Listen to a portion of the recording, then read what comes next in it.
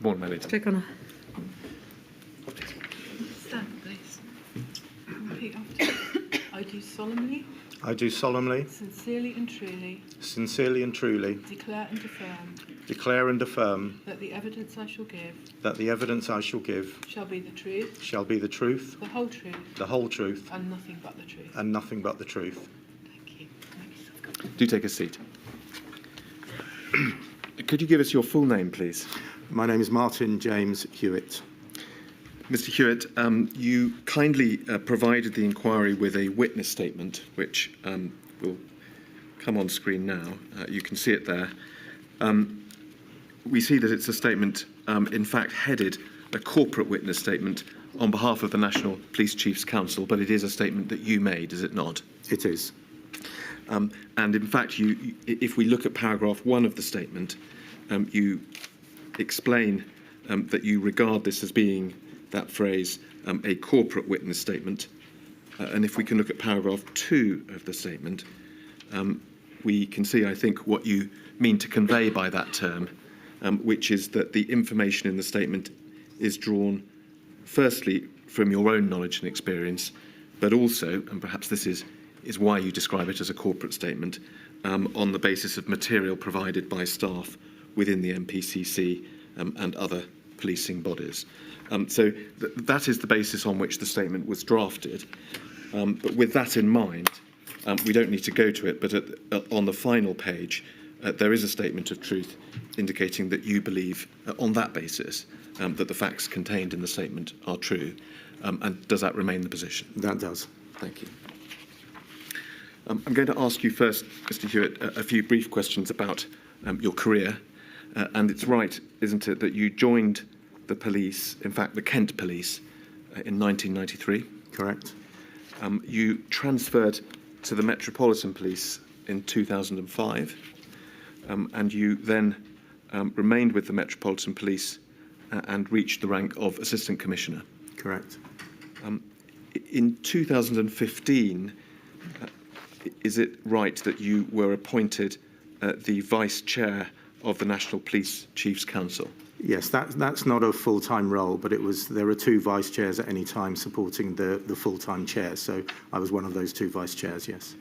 So, and I think it's right that you served in that capacity for 4 years until 2019. So would it be right that you were doing a job at the Metropolitan Police in parallel to your role with the NPCC for that? Yes, my main job was on the management board of the Metropolitan Police, but as an aside, I also undertook the role of vice chair. And what was your role with the Metropolitan Police at that time? So I was an assistant commissioner on the management board in a number of roles during that 5-year period, but from 2014 through to 19, I was one of the assistant commissioners there. Yes. And then in 2019, you in fact were appointed as the chair of the NPCC, and that is, I think, a full-time role. That is a full-time role, yeah. And you served in that capacity for 4 years or so until earlier this year. Correct. And when you ceased to be chair of the NPCC, I think it was in the spring of this year, did you in fact at that point retire from the police force? In April this year, that's correct. Yes, thank you.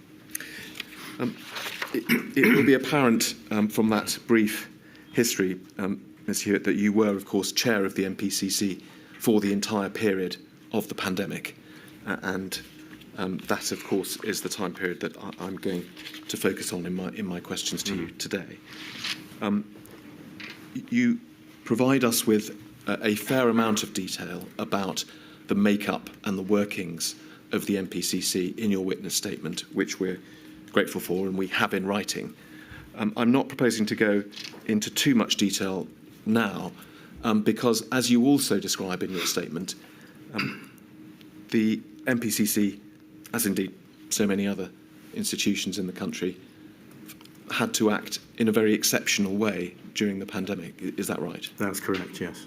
And so some of the things we'll be discussing today don't actually fall very neatly into the type of work that the NPCC does at other times? One of its core roles is to coordinate national activity. Every police service in the UK is legally independent, and the NPCC brings together the interests of the chief officers in all of those organisations in it.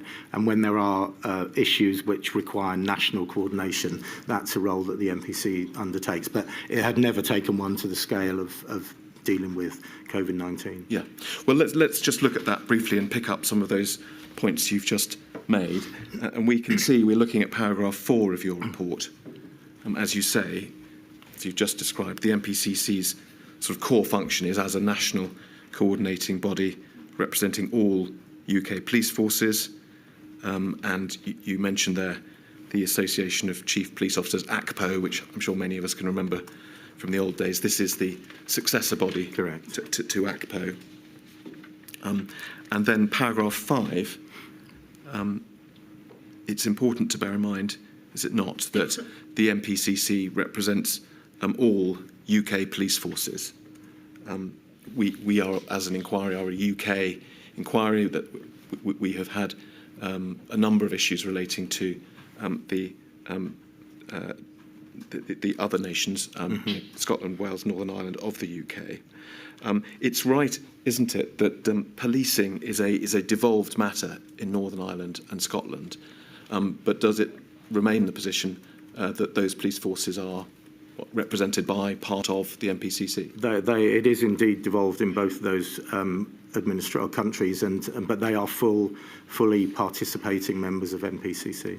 Yeah, and you've touched already on the function in very general terms of the NPCC, but in summary, is it fair to say that it's one of a group of national bodies designed to provide national leadership and coordination to local police forces that all have operational independence? Yes.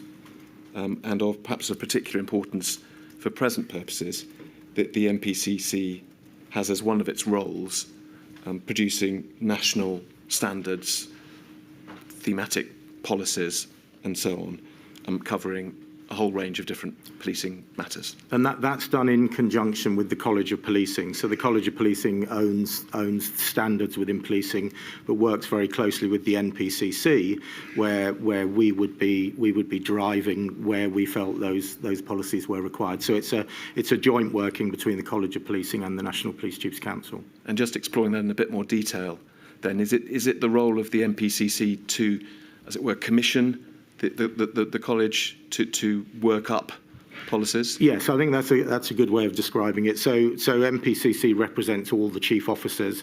They will obviously be working and thinking about those issues that are most important issues for policing.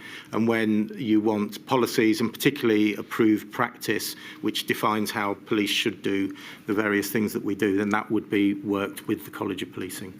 And do those policies, and we'll see some of them today, then, as it were, come back to the NPCC to be signed off or approved? They would be the main decision-making body within NPCC, and arguably within policing is Chief Constable's Council. So Chief Constable's Council brings together the Chief Constable, or in the London forces, the Commissioner from the individual forces. And that's where, as a body, the service makes its key decisions. That process is run by the National Police Chiefs Council and chaired by the chair of NPCC. Yes, and that was your role? That was my role for the 4 years, yeah. For those years, yeah. Let's just look at one other dimension of this, if we can, and that's on page 3 of your statement at paragraph 7. We've already referred to the fact that the individual forces have operational independence, and you emphasise in this part of your statement that the NPCC cannot direct forces to act in any particular way. Is that right? That's absolutely correct, and I think that is a really important point. The NPCC is not a statutory body. It is an agreement amongst all the chief officers, but in each individual force area, operational direction and control rests with the Chief Constable and whatever the political governance is in an individual police area. That may be a mayor, it may be a police and crime commissioner, but ultimately that governance and the operational ownership rests with the Chief Constable. Yes. just going to ask you to try and speak just a little more slowly in giving us your answers, Mr. Hewitt. You do discuss in a little detail in your statement the arrangements and procedures that apply where a particular police force or a chief constable decides not to follow the guidance of the NPCC or the Chief Constable's Council, perhaps. Can I just ask you whether that is actually of much relevance to us here today? What we're going to be exploring is the fairly high-level guidance that the NPCC and the college provided to police forces during the pandemic, in particular in the context of enforcing COVID regulations. Yeah. Was there, in fact, any sort of deliberate divergence amongst police forces from that guidance? No, that refers to the ability for a chief constable to derogate from a decision that was taken at Chief Constable's Council. That in normal circumstances was a very rare occurrence, and in relation to COVID, I don't think it's relevant for the purposes of what the inquiry is seeking to understand. Yeah. Let's move on then, please, Mr. Hewitt, to a bit more detail about precisely what the NPCC did during the pandemic. For these purposes, if we can go to page 8 of your statement, paragraph 31. And you there make the point the pandemic posed a wide range of challenges in every aspect of private and public life. And you go on to say that was no different for the police. The pandemic, you say, affected every part of our work and every part of the service. Was that the position? Absolutely. It was very clear that there was going to be a policing role in helping the country respond to COVID-19. But before that, during that, and after, normal policing activity was still going to carry on to one extent or another. So for the service, it was a question of how we balanced our normal duties and all the other responsibilities with whatever came as a result of the policing the pandemic. Yeah, so we can perhaps quite easily imagine that just the normal day-to-day duties of the police, the prevention and detection of crime, the pandemic affected the way in which those duties had to be conducted at every level. Every single activity that policing undertook was going to be, to some extent, different in the light of whatever we needed to do in relation to the pandemic, yes. And you also refer in your statement to a whole extra category of concerns about protecting the health and safety of police officers and no doubt people with whom they came into contact from catching COVID during that period. Yeah, absolutely. From the outset, it was going to be very clear that normal policing, to one extent or another, was going to continue throughout, however the country responded. So we had to be thinking very carefully about how we were going to allow that to happen safely for our staff, but also for all the people that were interacting with. And as one of the chief constables put it in one of the early discussions, you can't police at 2 meters distant. It's really challenging to do the work that we needed to do in the context of a pandemic. So all of that was something that police forces and the NPCC had to think about. Correct. But beyond that, and this takes us to really where I'm going to be focusing, there was also this whole question of the duties of the police as they became to enforce the regulations and other laws around the COVID response. Yes. And in this same paragraph that we're looking at, I think it's in that context, looking about 7 or 8 lines down, that you say, in addition, the provisions of the Coronavirus Act and the related regulations led the police service into, your words, public health policing, which was largely uncharted territory. Can you just expand on that term of public health policing? Policing traditionally would be in relation to dealing with crime and criminality and safety in that sense. And we did not have experience of policing in this regard. And I think it's important to make the point about the use of the word enforcement. What we were really talking about was trying to achieve compliance with whatever the regulations were there to keep people safe, to reduce the transmission of the virus, to keep people safe. And our role was to try and play a role in achieving compliance with those regulations. So it was a very new area. It was evident as we were thinking about how we were going to have to respond to this, that was going to clash with our normal way of operating as the police service in this country. And I particularly recall being struck by the images in Italy, where you were seeing villages and towns literally encircled by armed carabinieri stopping people going in and out. So we were very focused on how do we conduct policing support in a health crisis that is consistent with the way that we seek to police ordinarily. And those were the kind of questions that we were wrestling with as we prepared to deal with whatever came. One can obviously see that this was a new territory. Entirely. But I just want to press you on quite how different it was. I mean, as perhaps we'll come to see, would it be fair to say that many of the principles, much of the training that the police already had in public order matters, in community policing, were not that far distant from the type of approach needed during the pandemic? Of course, we drew throughout the pandemic on the skills that we already had in the way that we operated in ordinary circumstances. The difference was the fact that we were now, so in the first instance, any of those things that you referred to were now having to happen in a very different context where the individuals that we were dealing with may or may not have been carrying the virus. Yes. Our officers were having to be considering their own safety and potentially they could be carrying the virus. So you've suddenly got a very different dimension there. But the other area that I think perhaps is what was in my mind when we talked about uncharted territory was looking at the other countries where the virus had spread ahead of this country. You could see the kind of measures that were being taken were measures that, as far as I'm aware, in policing terms, nothing like that had happened since the Second World War. So we were going to be into positions where we were going to be imposing on people's liberty and movement and their lives in a way that was totally out of our experience at that point in time.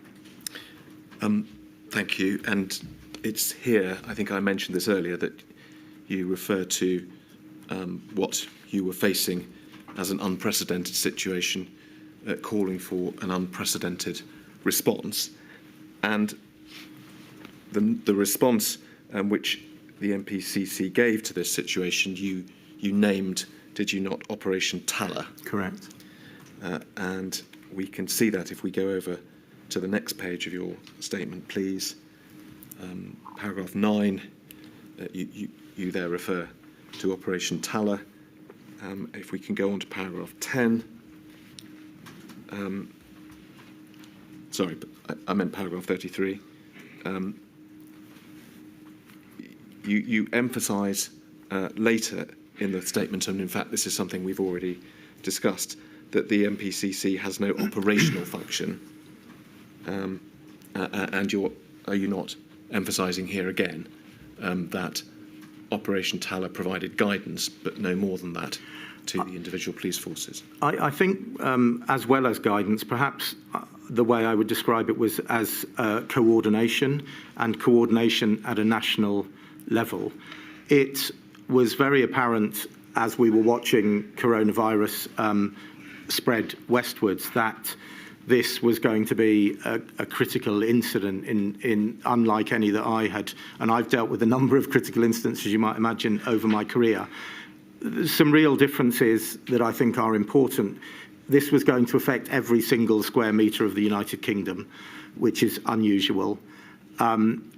We had no sense of the timeline of how long this operation was going to have to run for. And perhaps most importantly as well, it was a critical incident that it was obvious from the beginning was going to engage every part of government, because every part of government was going to have to work. And on that basis, it just seemed to me that we needed to have a coordinated response from the police service across all of those police organisations, working into and with government so that we were able to provide our response accordingly. Yeah. This may be a slightly academic point. You were, as we've established, chair of the NPCC at this time. Did you have a sort of designated role in Operation Talla, or was it simply that in practice, in your role as chair, you were very heavily involved? No, I had a designated role. I took the lead for so I was what we would call the gold commander for Operation Talla. I pulled all the chief constables together in the very early March and had the discussion to say this is going to require national coordination. As I said in my statement, we had undertaken a similar process the previous December during the election, the general election, in terms of providing candidate security across the country, because there were concerns at that stage. So I pulled the chiefs together and said, we need to do this and we will run this from the centre, and I would take the gold role. Just a couple of further points about the way in which the operation worked. If we look at paragraph 34, we've talked already about the communication between forces, encouraging cooperation, but you also refer there to liaison with the government. Yes. Which was another role that Operation Talla played. Can you expand on that for us, please? So one of my key roles pre-COVID was to be the sort of chief officer representative into the Home Office, and particularly working with the Home Secretary and senior officials. And it was evident that we were going to need to be in a position to work as effectively as we could with government as the pandemic and all the measures rolled through. So we worked incredibly closely, and the team in Talla worked very closely with the team sitting in the Home Office that were managing the Home Office response into central government for the pandemic. And we'll come to talk about the regulations and how they were drafted and so on. But I don't think it was the Home Office, in fact, that was responsible for drafting those regulations. Was it the DHSC? It was DHSC, yes. So did Operation Talla also have links into the DHSC, or did you have to go via the Home Office? We did the vast majority of the work that we did, and I think quite properly through the Home Office. So the working relationship there was incredibly strong. And latterly, and after I was involved in a particular meeting in the Cabinet Office, I think in the September of 2020, where at that point we did then get some access as the police service to some of the DHSC data. At that stage, we were moving into tiers and to local lockdowns, and we felt at that stage that understanding some of that localised data, so we were able to take part in DHSC meetings, but up to that point, and primarily throughout the pandemic, our route in was through the Home Office. Yes, well, I'll come back to probably ask you a little more about that when we are talking about the regulations. Just to finish off this part of the statement, if we can look at paragraph 35, please. We see there again a reference to Operation Talla having applications for all forces, England, but also Scotland, Wales and Northern Ireland. We've already touched on the fact that policing was a devolved matter in Scotland and Northern Ireland. Did the Scottish and Northern Irish police forces, in fact, simply use the guidance documents that were promulgated by the NPCC, or did they adopt a slightly different approach? They were really important to say. They were, from a policing perspective, very fully part and linked to Operation Talla. So in all of the various meeting processes, they were represented there. and all of the guidance that was provided in England and Wales was shared with Northern Ireland and with Scotland. And in some cases, they would obviously utilise what was in our guidance, but they did produce their own guidance, but it very rarely differed in any significant way from the guidance that we were producing. Because one of the other points that I think is important, we ran this as a UK police response, despite the fact that for a significant part of the pandemic, the legislation and the regulations in the 4 countries differed to one extent or another. Yes, and that's a point we'll come back to. Can I turn now, please, Mr. Hewitt, and ask you a little bit more about the particular powers and the legal framework for the enforcement exercise. Yeah. And to do this, perhaps we could call up on screen, that's it, 99972. And this, I think, is a guidance note, or I don't know if that's the correct term, produced by the NPCC. We can see it's also badged with the College of Policing at the top there. And I think it's right to say this was produced fairly early in the pandemic, in April, I think it was. Is this, Mr. Hewitt, typical of the type of document that was provided during the pandemic?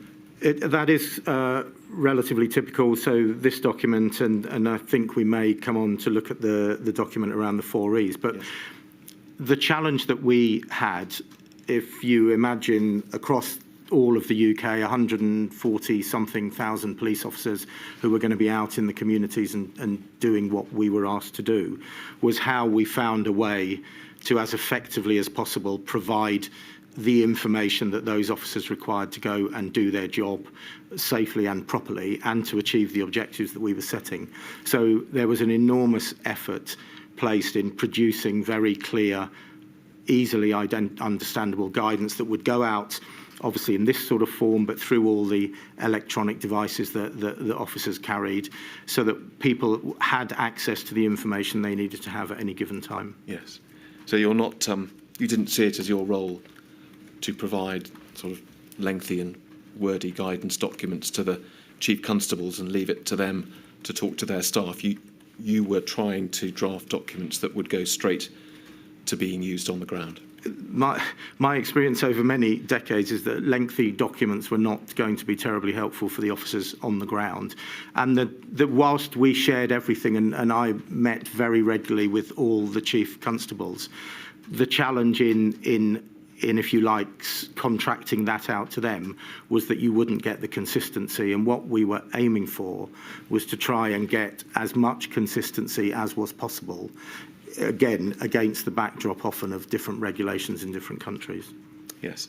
Well, just looking at the detail for a moment, there is first of all, a distinction on this leaflet drawn between number 1, which is the police powers under the Coronavirus Act. Yes. And number 2, which is the role of the police in enforcing, or to use your term, ensuring compliance with coronavirus regulations. Yes. Just looking at the Act, first of all, there is described a power to direct people to be tested for coronavirus and a power to enforce medical directions. Was that in fact a power that the police found themselves exercising very much during the course of the pandemic? In a very limited way indeed, in a very limited way. Well, you can see from the paragraph at the bottom of the column that it, in any event, was a power that had to be exercised in consultation with a public health officer, which was presumably one reason why it just wasn't much used in practice. And I think it's probably helpful.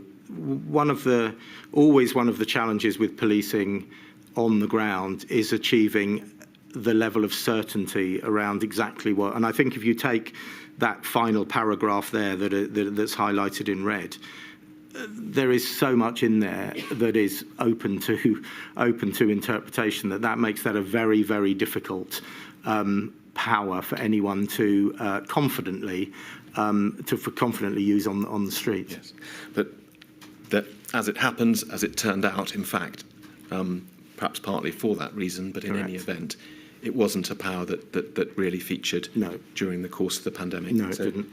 We can probably afford to leave that there. I agree. But that is to be contrasted, is it not, with the powers in the second column of this note, the power, the duty to enforce the various different regulations made relating to the pandemic. Mm-hmm. There are just 3 described here, and we bear in mind that this document dates from April 2020.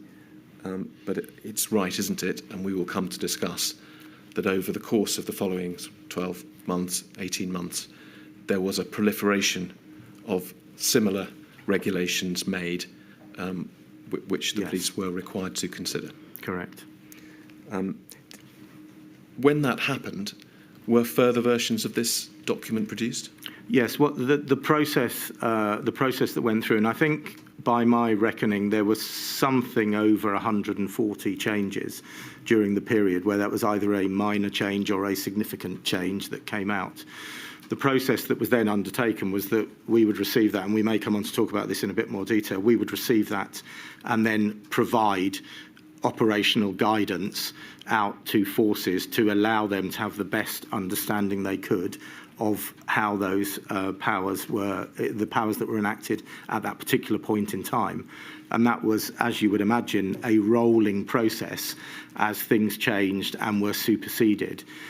So it was pretty much a 7-day-a-week process to keep us up to speed and ensure. And of course, we have to bear in mind that there would often be differences in different countries.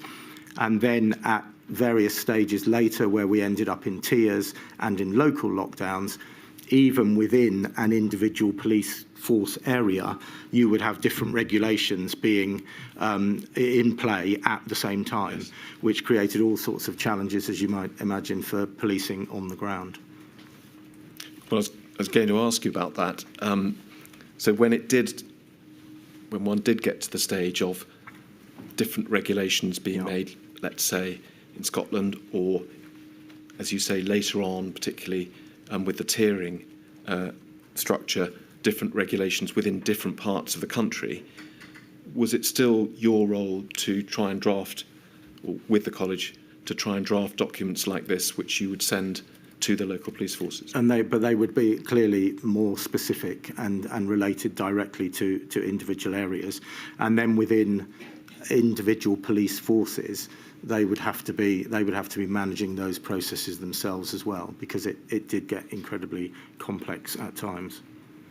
Just moving on, as far as this document is concerned, we've looked at column 1 and column 2. They were both legal duties, legal matters for the police to enforce. On the third column, you refer to something different, which is government guidance. Again, this is a point we'll come back to, but the message is given here. It seems that police officers need to be aware that guidance is not the law, and they should bear that in mind in enforcing, in particular, regulations. That was an incredibly important point and remains, and I'm sure we will talk more about that, but we police to the law. And I think the challenge at times where things that were guidance were being spoken about in a way that suggested they were a regulation was a real challenge for the service. Just a couple more short points on this document. First of all, we can see both at the bottom of column 1 and also at the bottom of column 2 a note that the powers that are being discussed in each of those columns also apply to children. That was obviously the case. I'm going to come back and ask you some further questions about that in due course, but it clearly was something that you thought it was important to flag to officers? Absolutely. I think we needed to try, with the regulations that we had, we needed to be as clear as possible. So this was always an exercise in trying to reduce the question marks in the minds of the officer on the ground, because importantly, as I think we'll come on to talk about, in our 4 E's approach, the second E, which was about explain to the member of the public that you're talking, that can obviously only be done if the officer, his or herself, understands the regulations at that point in time, which was very challenging as things progressed. Yeah, so that was the first point. The second point really goes back to a point you made about in the context of the power, the duty under the Act relating to directing people to be tested.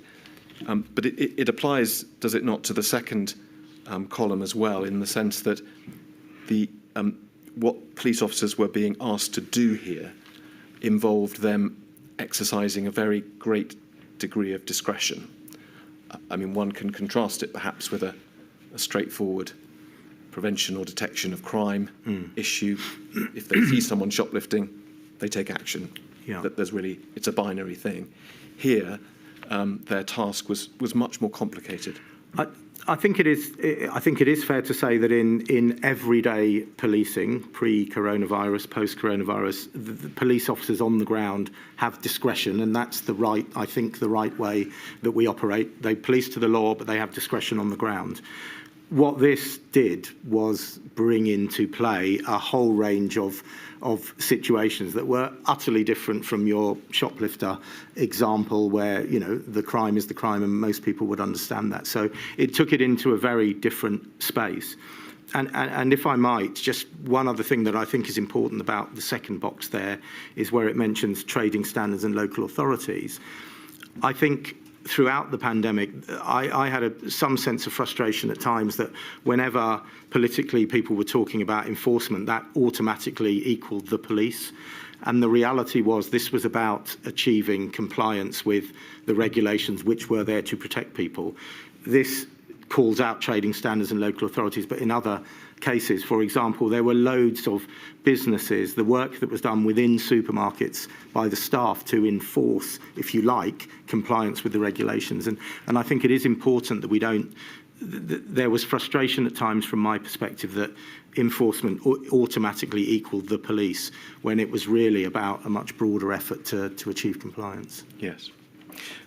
Well, that complexity, the novelty of what the police officers were being asked to do was something that, is this right, you sought to address by providing them with the guidance we see in the bottom right-hand corner of the box, the engage, explain, encourage, enforce guidance. Yes. And that is something that we can see addressed more fully in another document. If we could go to that, please, 99936.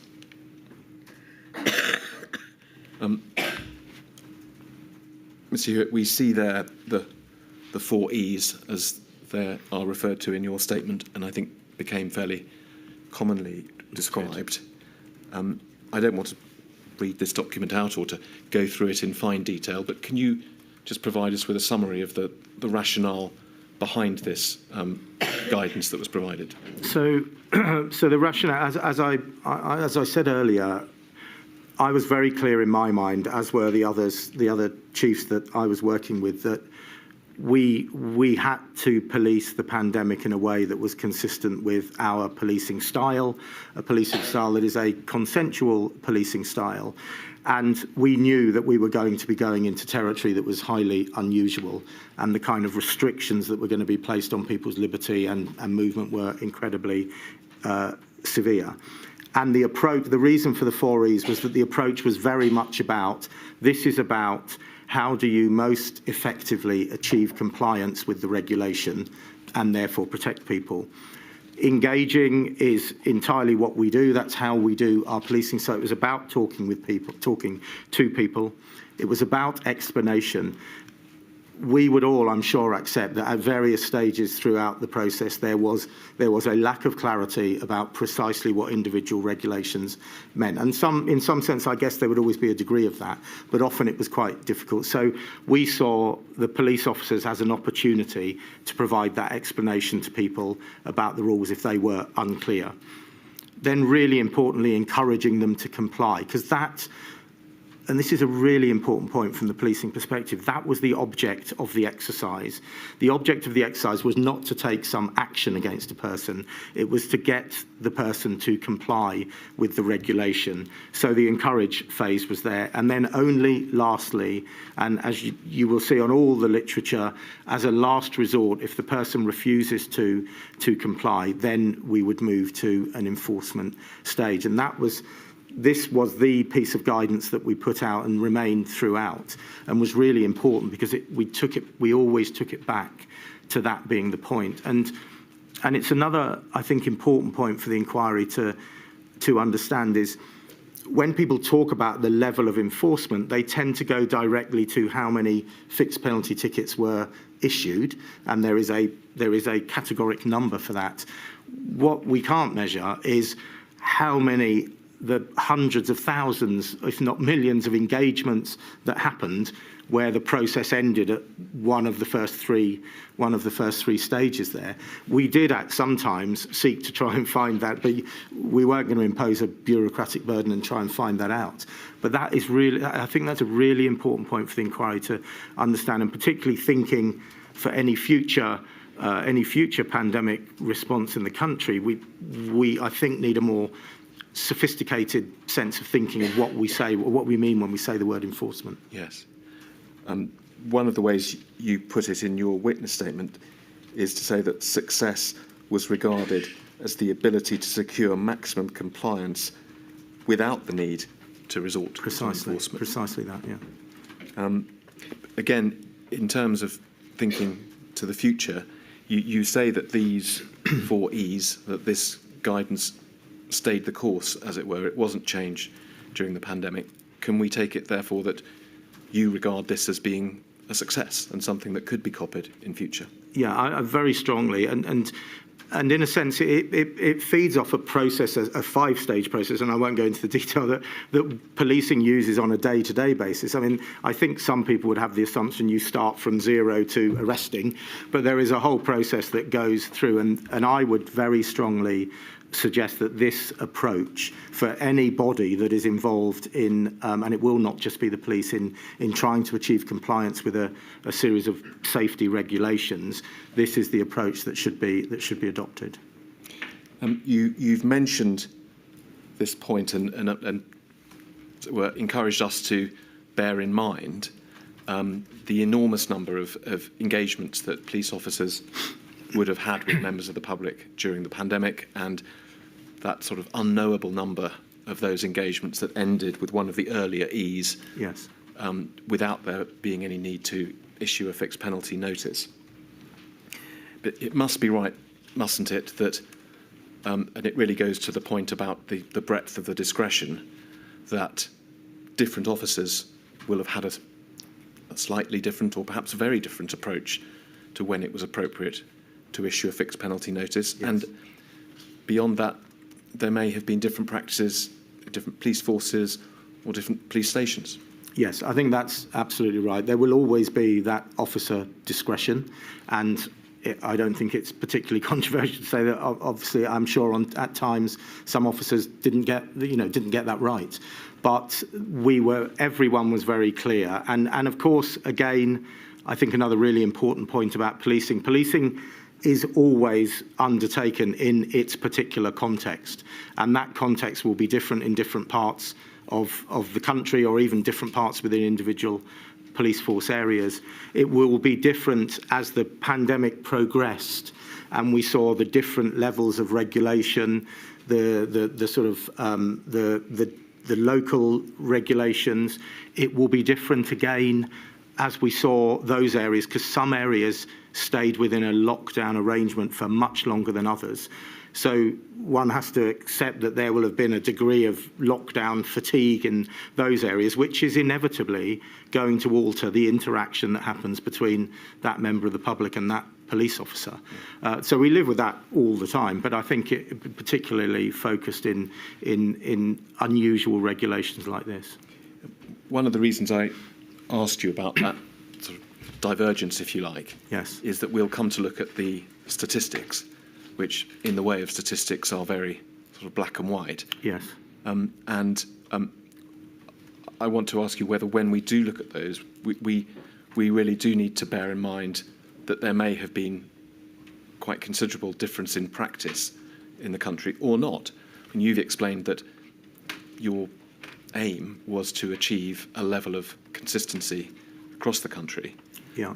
Can you help us with whether at different stages of the pandemic perhaps you felt that you really weren't achieving that, and different forces within the country seemed to be having a very different approach to this sort of escalation through these E's, or not? Yeah, I'm not sure I would characterise it as not achieving it. I think what I would say, there were undoubtedly at different times during the pandemic, different forces were faced with a different challenge. So perhaps if I can give one illustration, in the early part of the pandemic, and the data that we will come on to later refer to very high levels of enforcement in areas that might be described as kind of beauty spot areas. So in Cumbria, in the Lake District, in North Yorkshire, down in the southwest.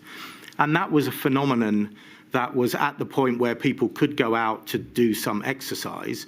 People were travelling, in some cases hundreds of miles, to go to another part of the country, to a beautiful part of the country, to undertake that. So that is what it is, and we can, I guess, talk about the lack of specificity in some of the regulations.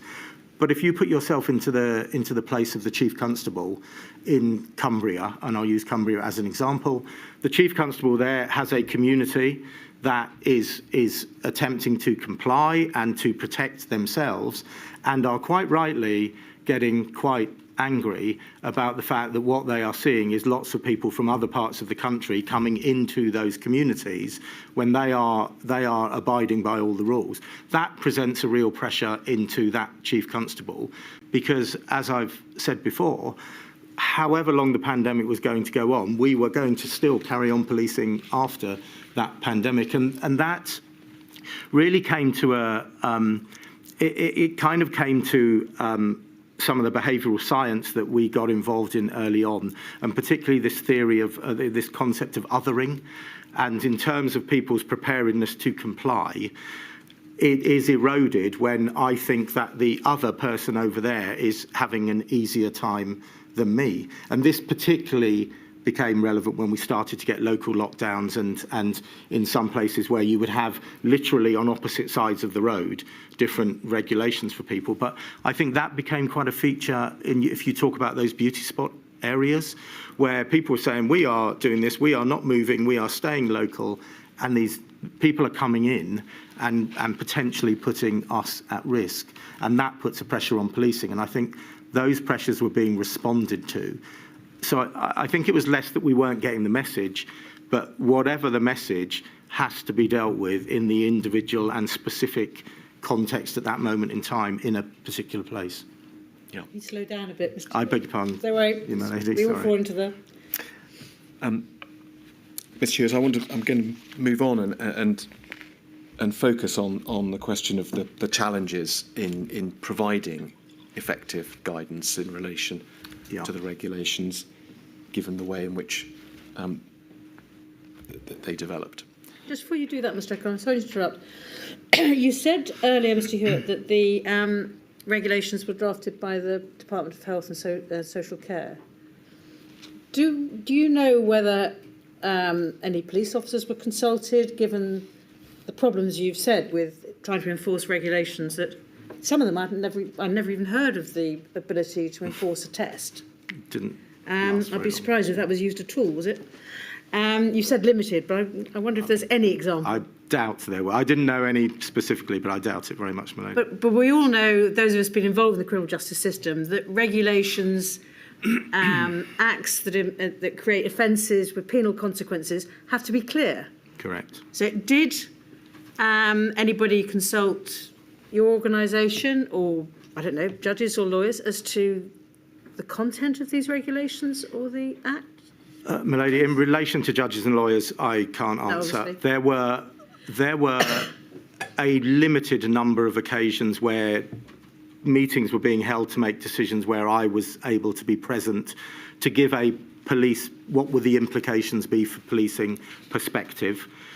In the vast majority of cases where there was any discussion going on in central government, we were feeding that vicariously through the Home Office. And I have to say that the relationship that my team had with the Home Office team was exceptionally good, and they absolutely understood the challenges that we were facing, and they were often our advocate. Used to it. And they were used to it, and they understood that. And I have to say, on a number of occasions where I wasn't able to be at the meetings, I was absolutely assured subsequently that the Home Secretary at the time had very strongly pressed the position that the position was, the policing implications. And I think really importantly as well, not just the policing implications for dealing with this particular regulation, but the policing implications more broadly for how we police our communities, because the rest of policing was still going on to one extent or another. So I think it certainly was one of our frustrations that we were not able to be in at an earlier stage to suggest. There were times where we did get the opportunity, but I would argue if this happened again and there was clearly going to have to be an enforcement aspect to that, getting those people in that ultimately would have the primary responsibility for that to be discussing how this thing moves forward would seem to me to make sense. Well, I, for one, would certainly agree. I would say going back to I think it's the previous page, the power to direct a test. And it's an extraordinary power to enact. I mean, I shouldn't be one to criticise our elected representatives, but it is, I mean, and I can't see the purpose. I see an awful lot, as you said, of uncertainties, reasonable grounds, whether it's impractical, having to have a public health officer. And there are so many reasons why that is a bad piece of legislation. Yes. Sorry, again, I shouldn't criticise, but I am going to. But my lady, to just view that from a very practical policing point of view. Well, that's what I'm thinking of. How on earth one forms a reasonable ground to suggest that somebody has or may be affected with a virus that you can't see seems to me to be quite a challenge in a practical sense.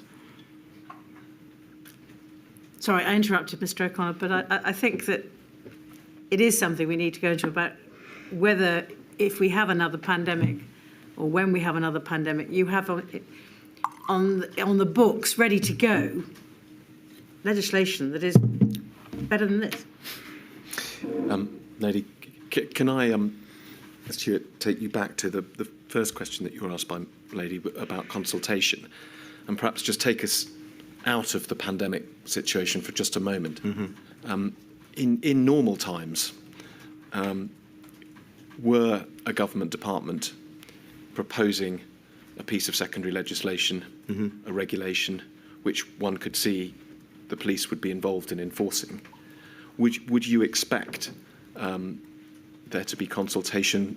Perhaps that would be one of the functions of the NPCC to engage and be involved in discussions about the drafting of a regulation such as that. Yes, that definitely would be the case, and that is the case in normal circumstances, and that would work again through the Home Office. So the teams in the Home Office that would be the Home Office officials that would be working on any legislative proposal would be working with the respective people within NPCC, and perhaps I know we didn't. If I may, not cover all of NPCC, but whilst I was the chair and had a small team around me, the way that the NPCC operates is that all the key areas of policing will have a lead person who will be an existing chief constable, so he or she will do their job, but they will be the lead for a particular issue, and they would have people working with them, and we would be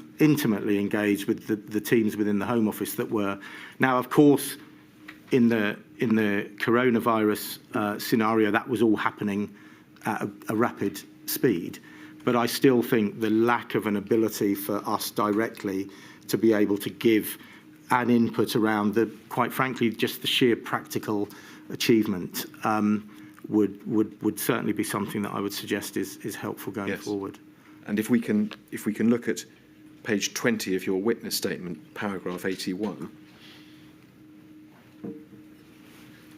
It's there that you really identify this issue, and you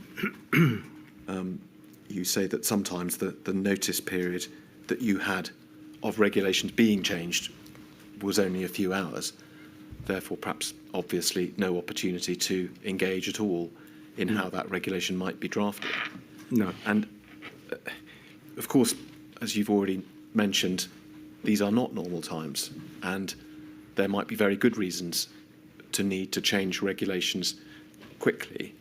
But with your experience over the pandemic, do you think that more could have been done to arrange systems so that police input could have been more effectively or simply provided in the drafting and the thinking behind these regulations? I think more should have been done, and I think I would extend that also to actually more Home Office involvement directly as well, because my recollection was that on occasion where legislation or regulations would emerge, even the Home Office team seemed quite surprised. And we put it there in hours. Perhaps the best example, there was a regulation that was going to change at 1 minute past midnight on a particular day, and we received the signed off regulation, signed off by the Secretary of State for Health and Social Care at 11:45. So we had precisely 16 minutes. The process that we then undertook, not in that instance, but in all instances, when the regulation, the signed-off regulation arrived, we would then look at that, and particularly the team that were working with us from the College of Policing would work through to provide the operational briefing documents that we would then send out. Those documents had to be translated into Welsh for Wales, and we would then share those documents. But in that particular example, where we had 16 minutes, I had conversation and then was very clear with the Home Secretary at the time that we would not be enforcing that regulation on that day, and it was going to take us probably, and I can't remember how long it did, but probably 24, 36 hours to actually get us to a place where I was confident that police officers out there knew what they needed to do. And of course, the challenge that then came with that, of course, a new regulation comes and you at 1 minute past midnight, and you would then get to 7 o'clock the next morning, and the round of people spinning round the TV and radio studios would be talking about this. And I would then be having to go and respond and at times make it very clear that that will not be getting enforced immediately, because it was unfair to put the officers in a position where they didn't understand precisely what they were supposed to be doing. So that's one category of challenge, which is simply the lack of earlier involvement from your teams, and then the timing, similar point, the fact that if you hadn't had involvement, you might even not have had notice of it, and the timing issues with providing the guidance. If we move on in your statement to paragraph 82, you there describe a different sort of challenge, which is about the substance of the regulations. In fact, in the first sentence there, perhaps you identify two different similar points. One is a difficulty where the regulations lack clarity or specificity in themselves. And secondly, or possibly additionally in some cases, where the guidance issued by the government about the regulation or government messaging is inconsistent with or goes beyond what the regulation actually says. And in paragraphs 83 through to 85, you provide us with a sort of a worked example of some of these problems as they emerged. In fact, in relation to one of those very early regulations, one of the ones we saw on that document, that the regulation which, as it were, provided the legal backbone to the first lockdown, the regulation making it unlawful to leave your home without a reasonable excuse in March 2020. And go to page 84, sorry, paragraph 84, there you address the issue of what a reasonable excuse might be. And really the first point you make is that the regulations themselves contained lists of reasonable excuses, but they weren't the same in the different countries of the UK. Obviously a problem for you. That was a problem. I think even further than the fact that they weren't necessarily in the different countries, but even just the lack there, as I kind of point to there, any specifics, it just left a great deal for an individual. So on the first point, confusing for an individual to understand what he or she was in fact able to do, but also then created, and this point here about the lack of any specifics on how far you could travel to go and have your exercise takes me back to the example I gave earlier about the beauty spots. So vagueness in the regulation, an added layer of confusion relating to the fact that specified reasonable excuses were different amongst the different nations of the UK. And then if we look at paragraph 85, an extra problem, which is that the government guidance said something different again. And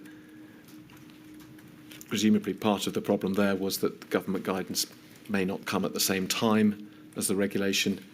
It may develop over time. Yes. Which might be a challenge if you'd already, I suppose, published those documents that we were looking at. Very much so. And one of the real challenges for us was that the language used, and I do understand how challenging it was, but I referred a moment earlier to the sort of morning media round, and on any given day there would be a duty minister who would do the rounds to talk about where the situation was in those. And on many occasions they would, in answer to questions, and I understand how challenging those scenarios can be, but in answer to questions they would refer to guidance as if it was regulation or vice versa.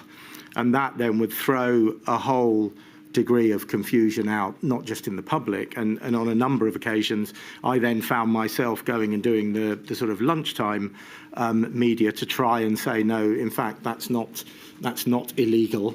That's the guidance is you should. And so I do understand how challenging it was, and it did change quite regularly. But it was incredibly unhelpful. Well, I think unhelpful for members of the public to understand, because the vast majority of members of the public, it seemed to me, did not want to breach the regulations, did not want to be putting themselves in jeopardy, but it was incredibly confusing to understand. And then, of course, it takes you back into that othering point where people were saying, well, wait a minute, everyone seems to now be doing that, so it's probably okay for me to do that. Yeah. And that was really difficult.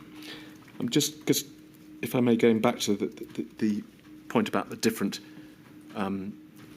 reasonable excuses specified in the regulations, and those excuses being differently specified amongst the different countries of the UK. Yes. We've mentioned a couple of times that the NPCC was a UK body. You've mentioned your liaison with the London government. Mm-hmm.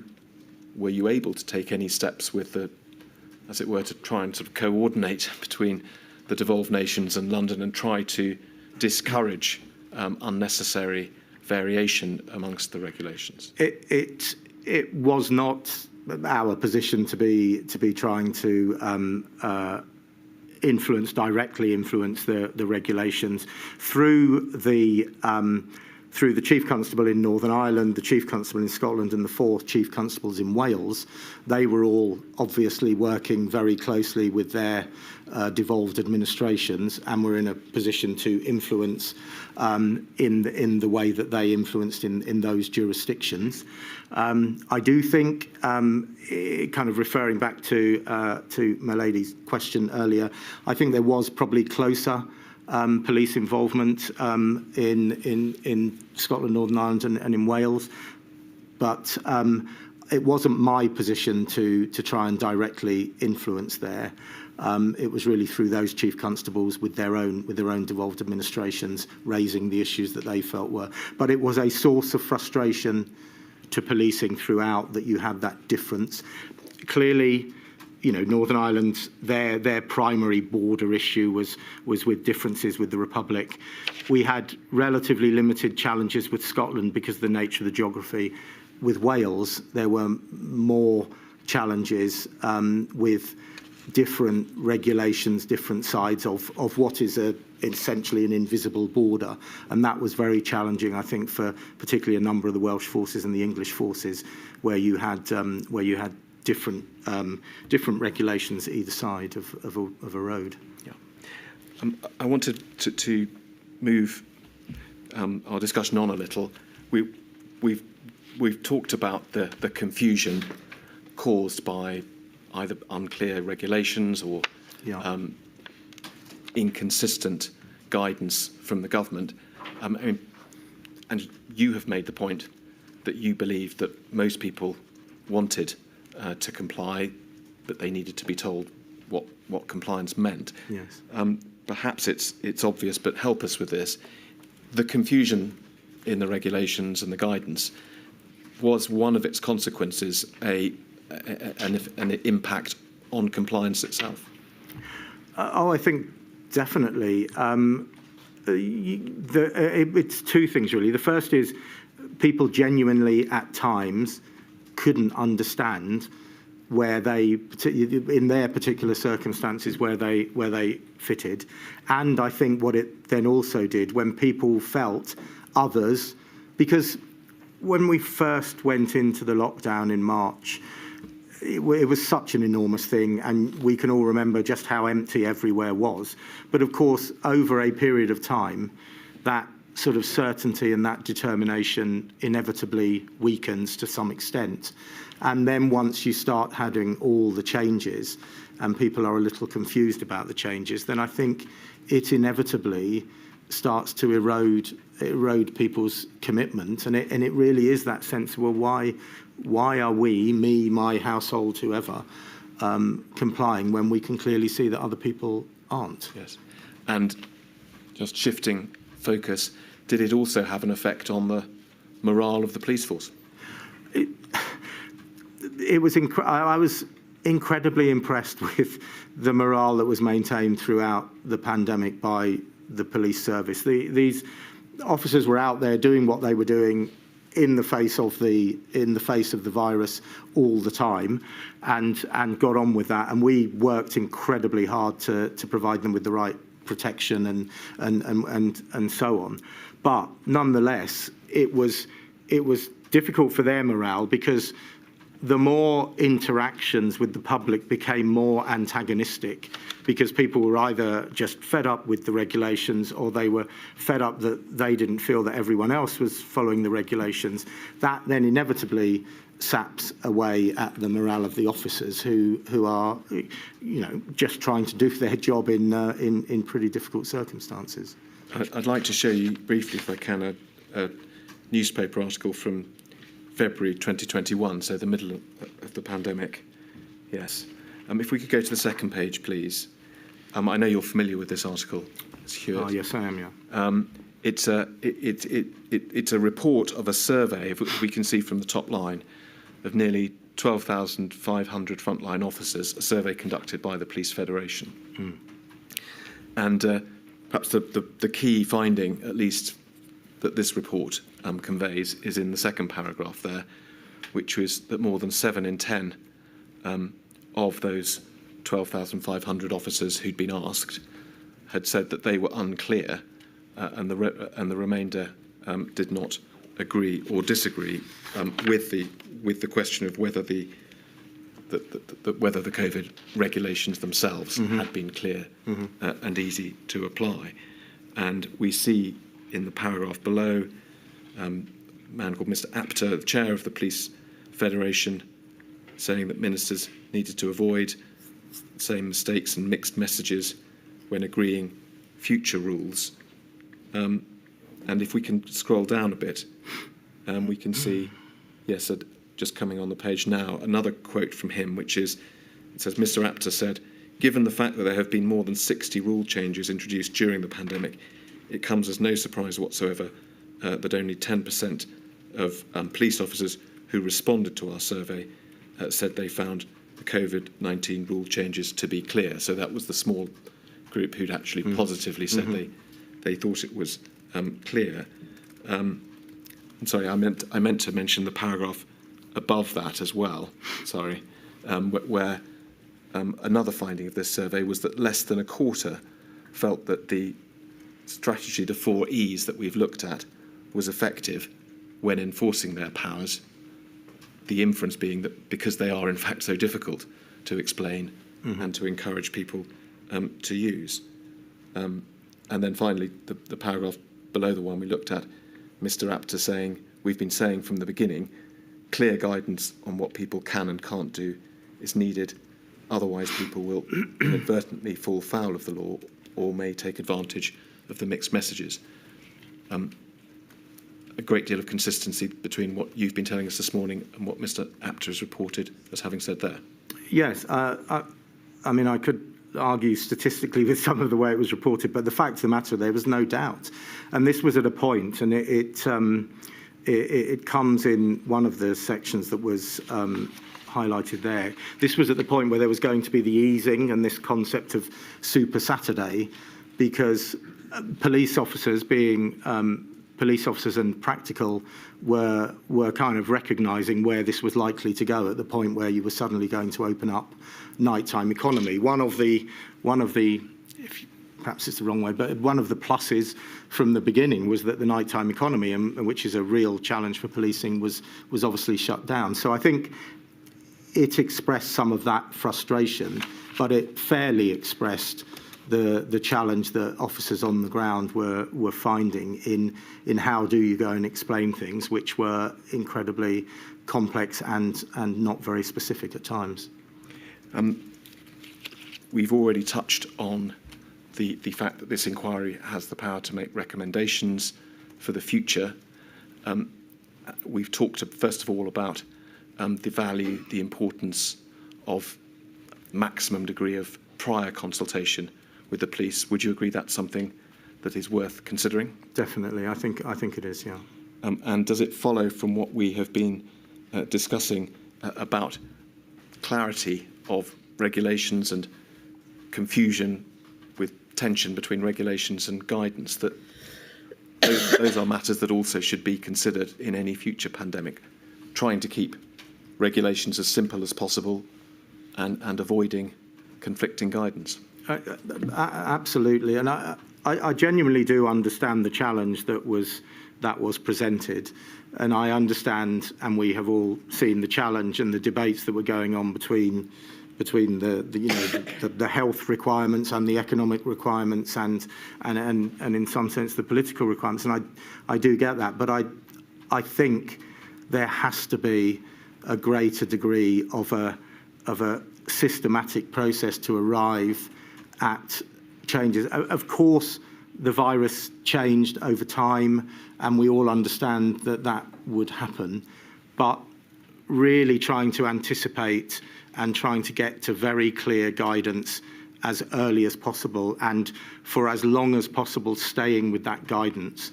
Because once it started to change, and then once it was really changing quite rapidly, and you were getting tiers and you were getting localised, it became incredibly difficult for even a perfectly law-abiding and committed citizen to understand precisely what that meant for them in their own personal circumstances.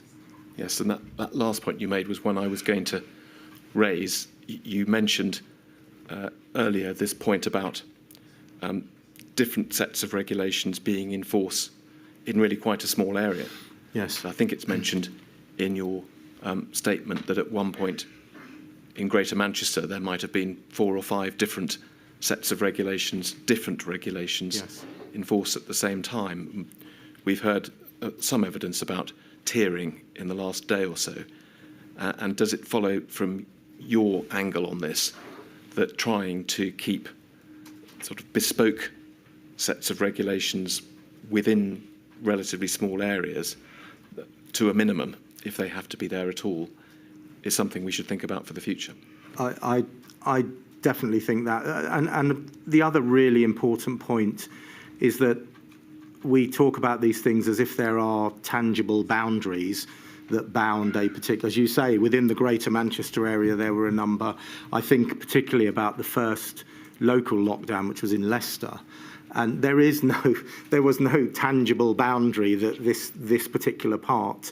And so you end up in the scenario where literally people on opposite sides of the same road can be in a different set of regulations. I think the extent to which that can be minimised, I think, would definitely allow, most importantly, allow people to understand it and therefore comply more effectively. But from a selfish policing point of view, would make it much more straightforward to be able to undertake the policing role. Yes.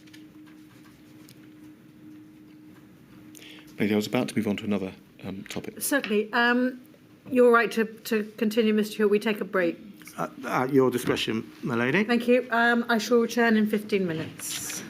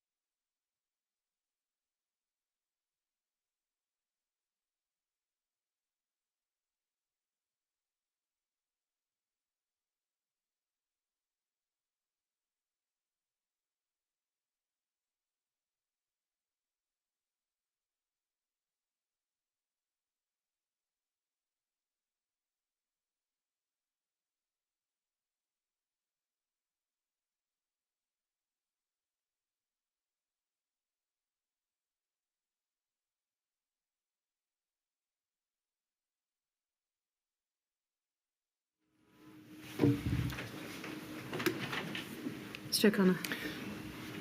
Mr Hewitt, I'm going to stick for the moment with the issue of regulations and the police's role in enforcing them, but I want to move to asking you some particular questions about particular sort of areas in which regulations operated.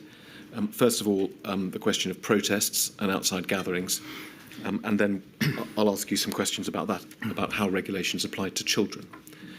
So, taking protests first, could we look, please, at paragraphs 87 and 88 of your witness statement? Thank you very much. Mr. Hewitt, the point you make at this stage of your witness statement, first of all, is that at the outset, protest activity was not one of those identified reasonable excuses for being outside the house. But that changed, and that later in the pandemic that was added as a reasonable excuse. Is that right so far? That's correct. But you explain towards the end of paragraph 87 that it wasn't the case simply that the regulation said you can be outside as long as you're attending a protest. It was more complicated than that.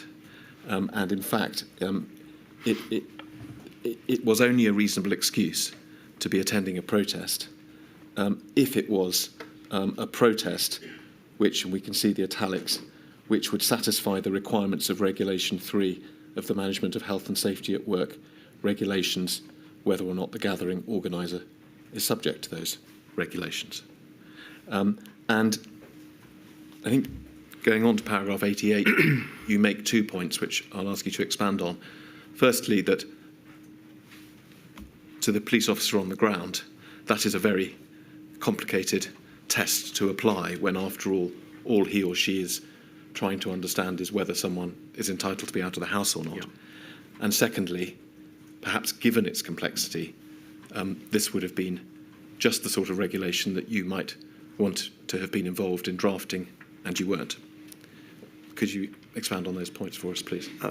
So, yes, I would agree with that. I mean, the context is policing protest is, in any situation, a challenging exercise in terms of managing the rights of people to protest, the risks involved in that, and the various responsibilities. Trying to do that against the backdrop of a pandemic where there are other restrictions was even furthermore challenging. And then the italicised section at the end there, this fell to the police. It fell to the police to satisfy these requirements from the health and safety at work regulations, which we pushed back quite strongly, that we had neither the skills nor, quite frankly, the capacity to be making that sort of decision. And as I'm sure we can all remember, I mean, you make the point, protest is a particularly sensitive and delicate issue for policing anyway. It is. And we can remember there were various episodes during the pandemic when this became a very difficult issue for the police. It would be very. So really the beginning for that was after the awful murder of George Floyd in America, and then the subsequent worldwide abhorrence and response to that. Then we had to deal with the issue of Black Lives Matter protests taking place across the whole country, and that really became the sort of crux of the challenges of working both within the confines of the pandemic, working with the protests themselves, and working with the government in respect of those. Yes. Another of the moments during the pandemic when protest became an issue was in the wake of the murder of Sarah Everard. Yes. And I'm sure we'll all recall the events that the vigil and the protest that was associated with it. Yes. In March 2021. So looking here, that was some time after these regulations that we're just looking at had been implemented, but were they still in force at that time? Do you recall? To my knowledge, they were still in force, yes. I want to ask you about a WhatsApp. I'm not going to bring it up on screen, but we'll hear more about it later. But on that day, that evening, in March 2021, which was the evening of the Sarah Everard vigil, there was an exchange between a number of people who worked in Downing Street, including Boris Johnson and some of his advisors, about the developing events. And during those exchanges, Lord Frost, who was at that stage a Minister of State at the Cabinet Office, observed, and I'm quoting, "The truth is, the rules on outside gatherings are close to unenforceable and are evidently being widely ignored in all kinds of contexts now." That from a government minister. Does that reflect your experience? The dealing with the protest, whether it was in 2020 or subsequently in 2021, was one of the really key challenges that the police service had to face. As I think I've said or alluded to certainly a number of times, whilst we were having to do what we were having to do to support the COVID response, we equally had to see all of that against the backdrop of our broader policing responsibilities and the fact that we would be carry on policing. You mentioned earlier about the morale of officers. It's important for people to understand how that felt for police officers when we are in a pandemic where we are talking about the requirement for people to remain distanced, and they're now being told to go and police a protest. So we did an enormous amount of work with scientists and others to really try and understand the safety implications both for the protesters and for the police officers. I remember one particular meeting where we had a number of the scientists.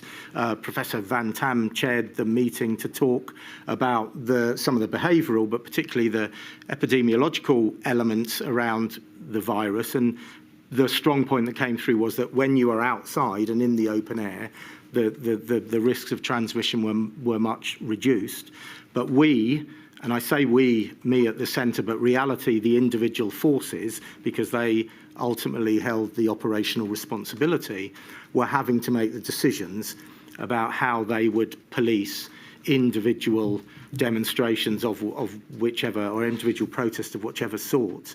And those were really challenging for them to do, and particularly with their own staff as well, in that environment. And so it became a great challenge. It became a great challenge because of the political imperatives around some of the protest and the activities that took place. And I think throughout there was a confusion around where the competing legislations, which of the competing legislations took priority. You used the word confusion. The word, as we've heard that Lord Frost used, was close to unenforceable. Yeah. Now, clearly, during the pandemic, you had a job to do and you got on with it in public. But did you use words like that behind closed doors, either about the regulations relating to outside gatherings or other gatherings?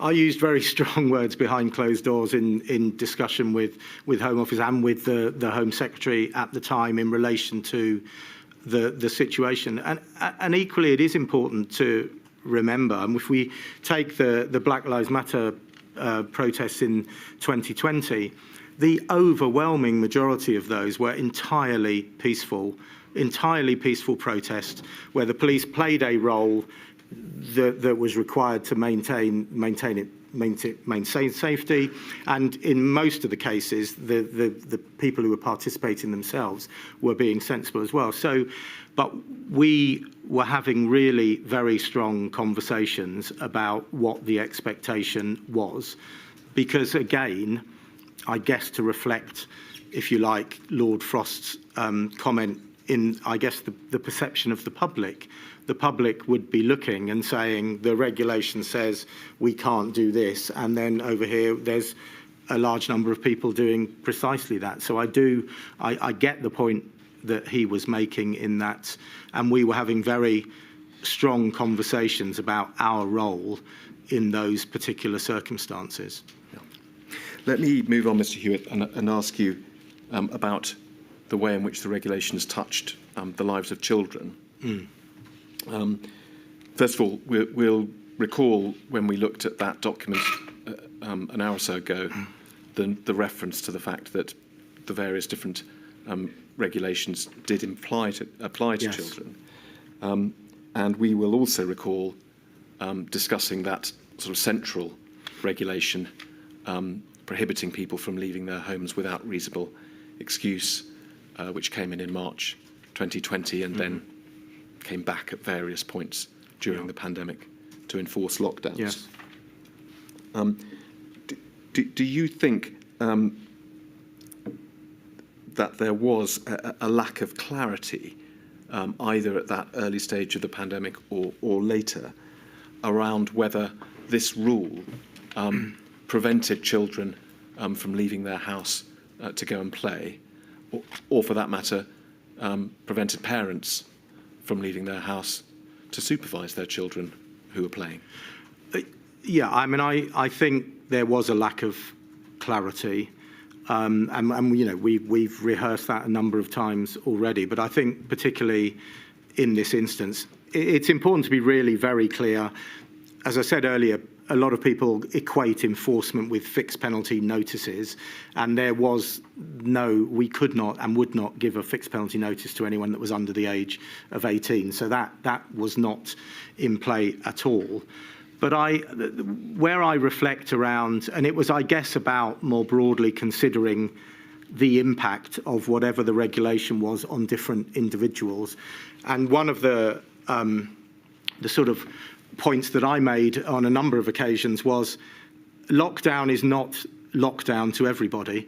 Lockdown, if you live in a 3-bedroom house with a garden, is one experience where you have the access to open space quite legitimately, whatever the rules, you have space to spread. Lockdown, if you are a single parent in a small flat on the 9th floor of a block of flats, is a very different experience.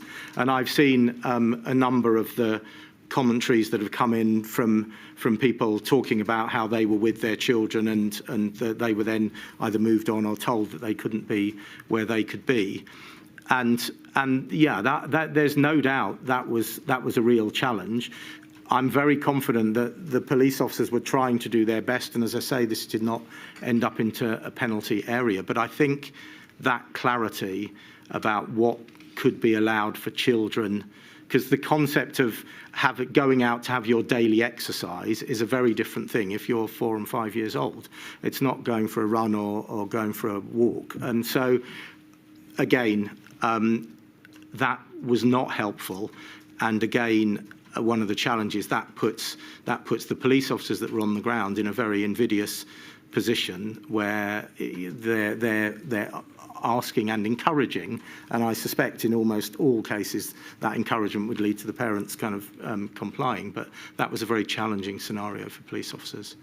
Well, you're obviously right to say that police officers weren't issuing fixed penalty notices to children, but as you say, the consequence, or at least the probable consequence of these regulations may have been that police officers would stop children playing, tell them to go back inside, tell their parents to go back inside. Undoubtedly. Was there guidance to that effect? Not specifically. I mean, again, it's back to the guidance that we gave and to the 4 E's approach, and it was about explaining, it was about encouraging.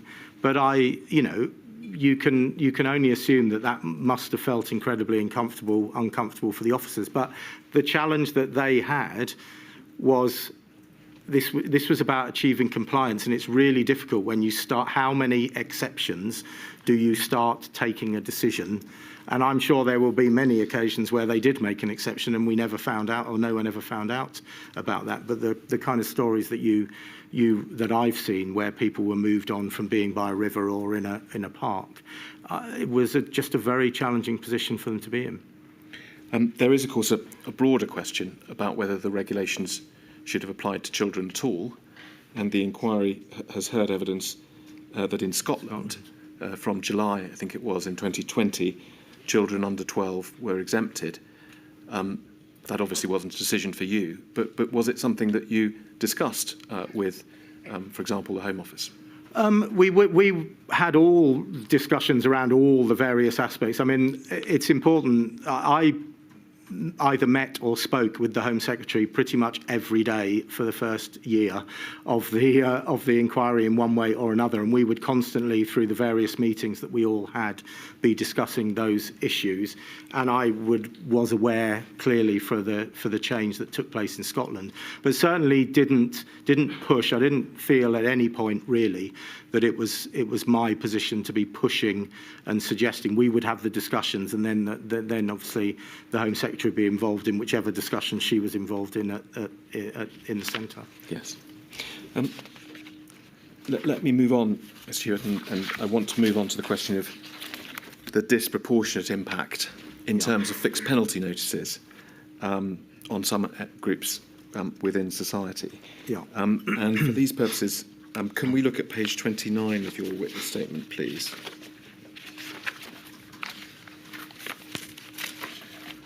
And just by way of introduction, there were two reports that you commissioned, weren't there? And we're going to briefly look at both of them. And the passage that we see on the screen now is introducing the first of those two reports, is it not? Yes, it is. And you state there that during the pandemic, in fact, it was at an early stage of the pandemic, was it not? Very. The report we're talking about was published in July 2020. Correct. I'm not sure I know exactly when it was commissioned, presumably sort of June. Before time. that, yeah. Yeah. We see then you're describing a report and analysing the fixed penalty notices that had been issued in a relatively short period of 2 months towards the end of March and the end of May of that year. And you indicate that the research was undertaken by someone called Mr. Flatley and Ms. Carenti from the Government Statistical Service and peer reviewed and so on. Before we bring the report up and have a look at it, what was it that prompted the NPCC to commission this report by these independent people? So, particularly, and I think where the findings that are particularly stark in both the reports is in relation to race and race disproportionality.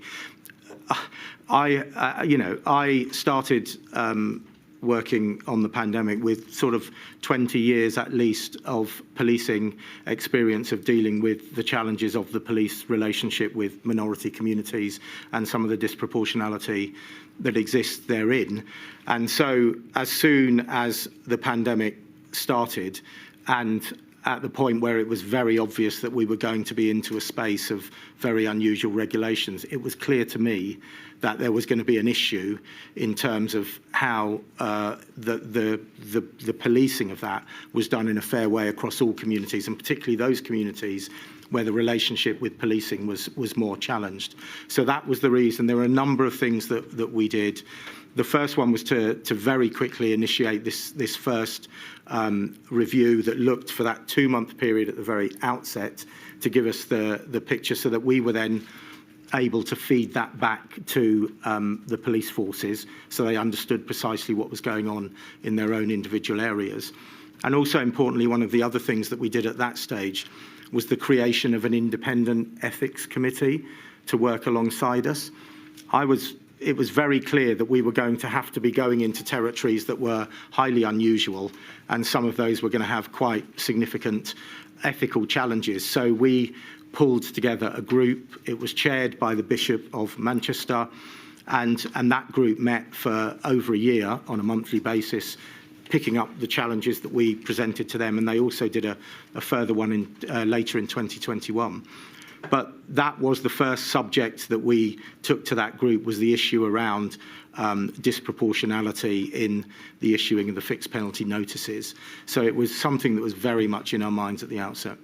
Is it fair to say, as well as all of those things, that there had been some criticism of the NPCC about the way in which the very, very early statistics relating to disproportionate impact were presented publicly? Yes, and I would challenge some of that challenge. In the on the basis that I think people need to understand how difficult it was to set up this system.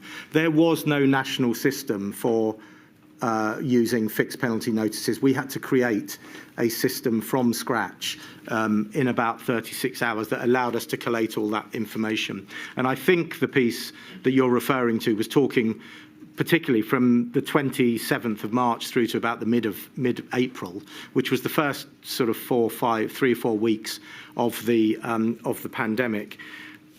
And at that stage, we were running to catch up, or to keep up, quite frankly, in terms of not the work that we were doing necessarily, but certainly the data to support and understand the work that we were doing.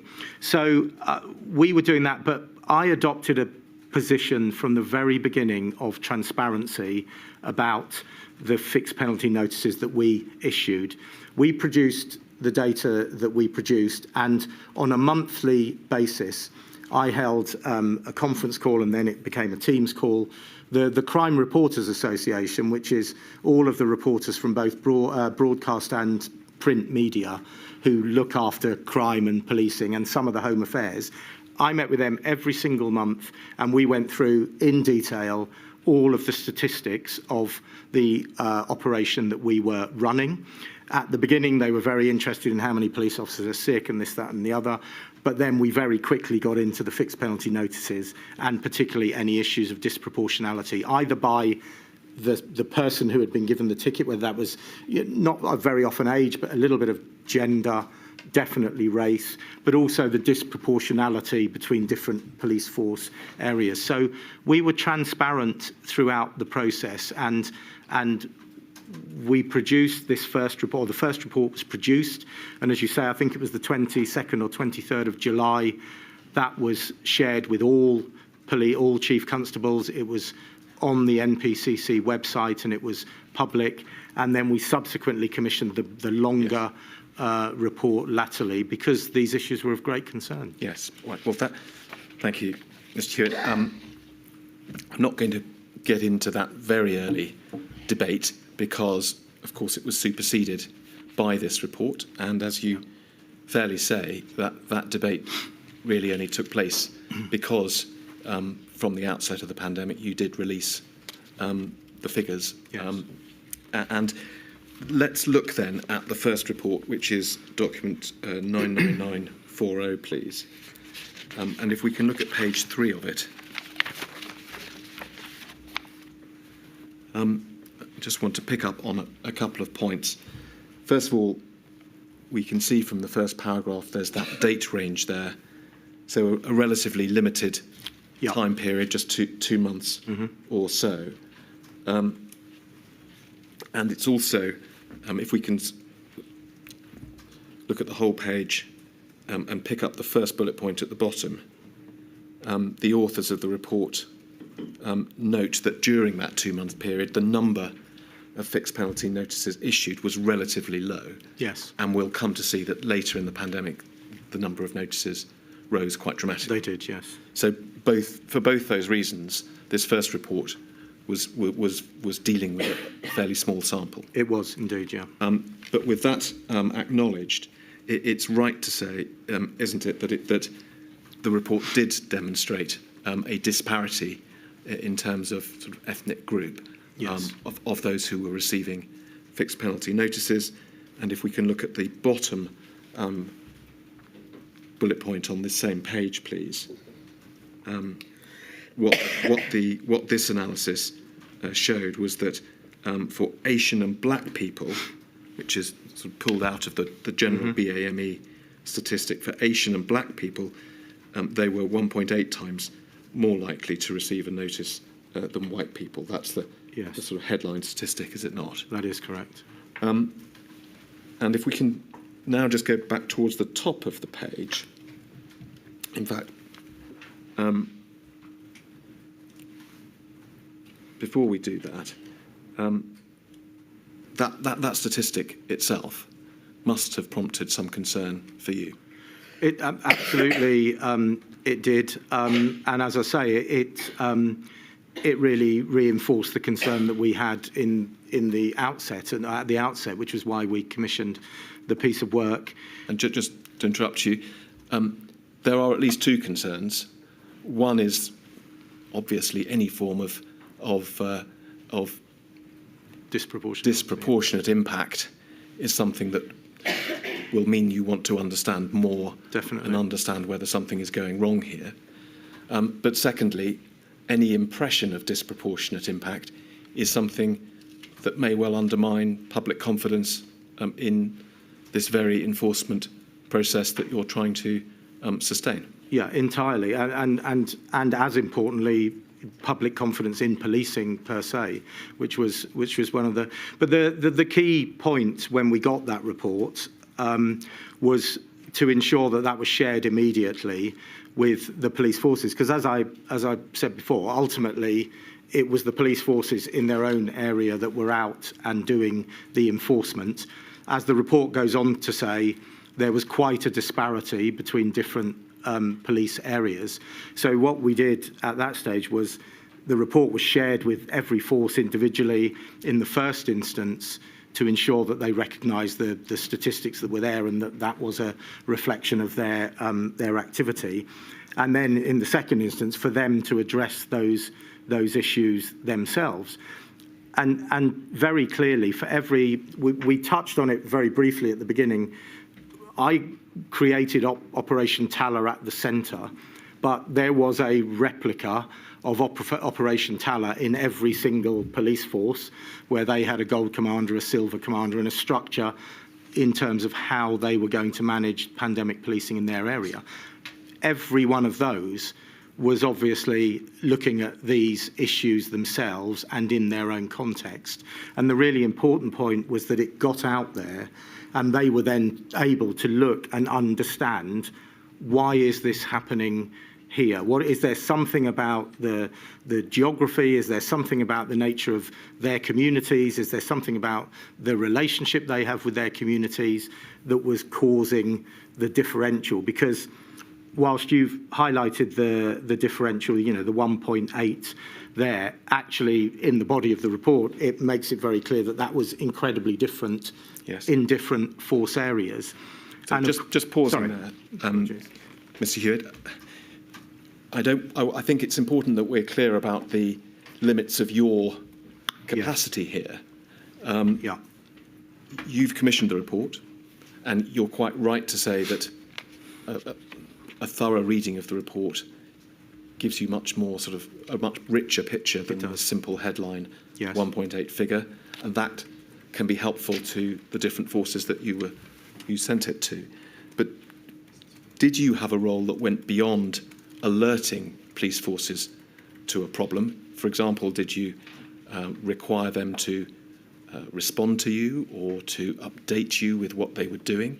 Or was that a job for someone else? No, the forces were always responding. The process that I was running was a very regular gold group with a range of different groups. There were a number of groups that I was chairing on a weekly basis, looking at specific issues as well.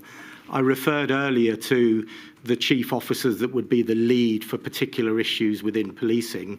That was another group that I would engage with, so that wherever there was an issue that we felt needed that very specific focus, and obviously the issues of race and equality were key, one of those key groups, all of that work would be happening, and the forces would be feeding back in below my level. The silver group that was operating and meeting on a daily basis would be talking about these very issues. Yes. Because of course, the other point is that they were finding their way, quite a lot of the media reporting that would emerge would particularly every month when I gave the statistics, the media reporting would pick up obviously on any of the outlying figures within the statistics.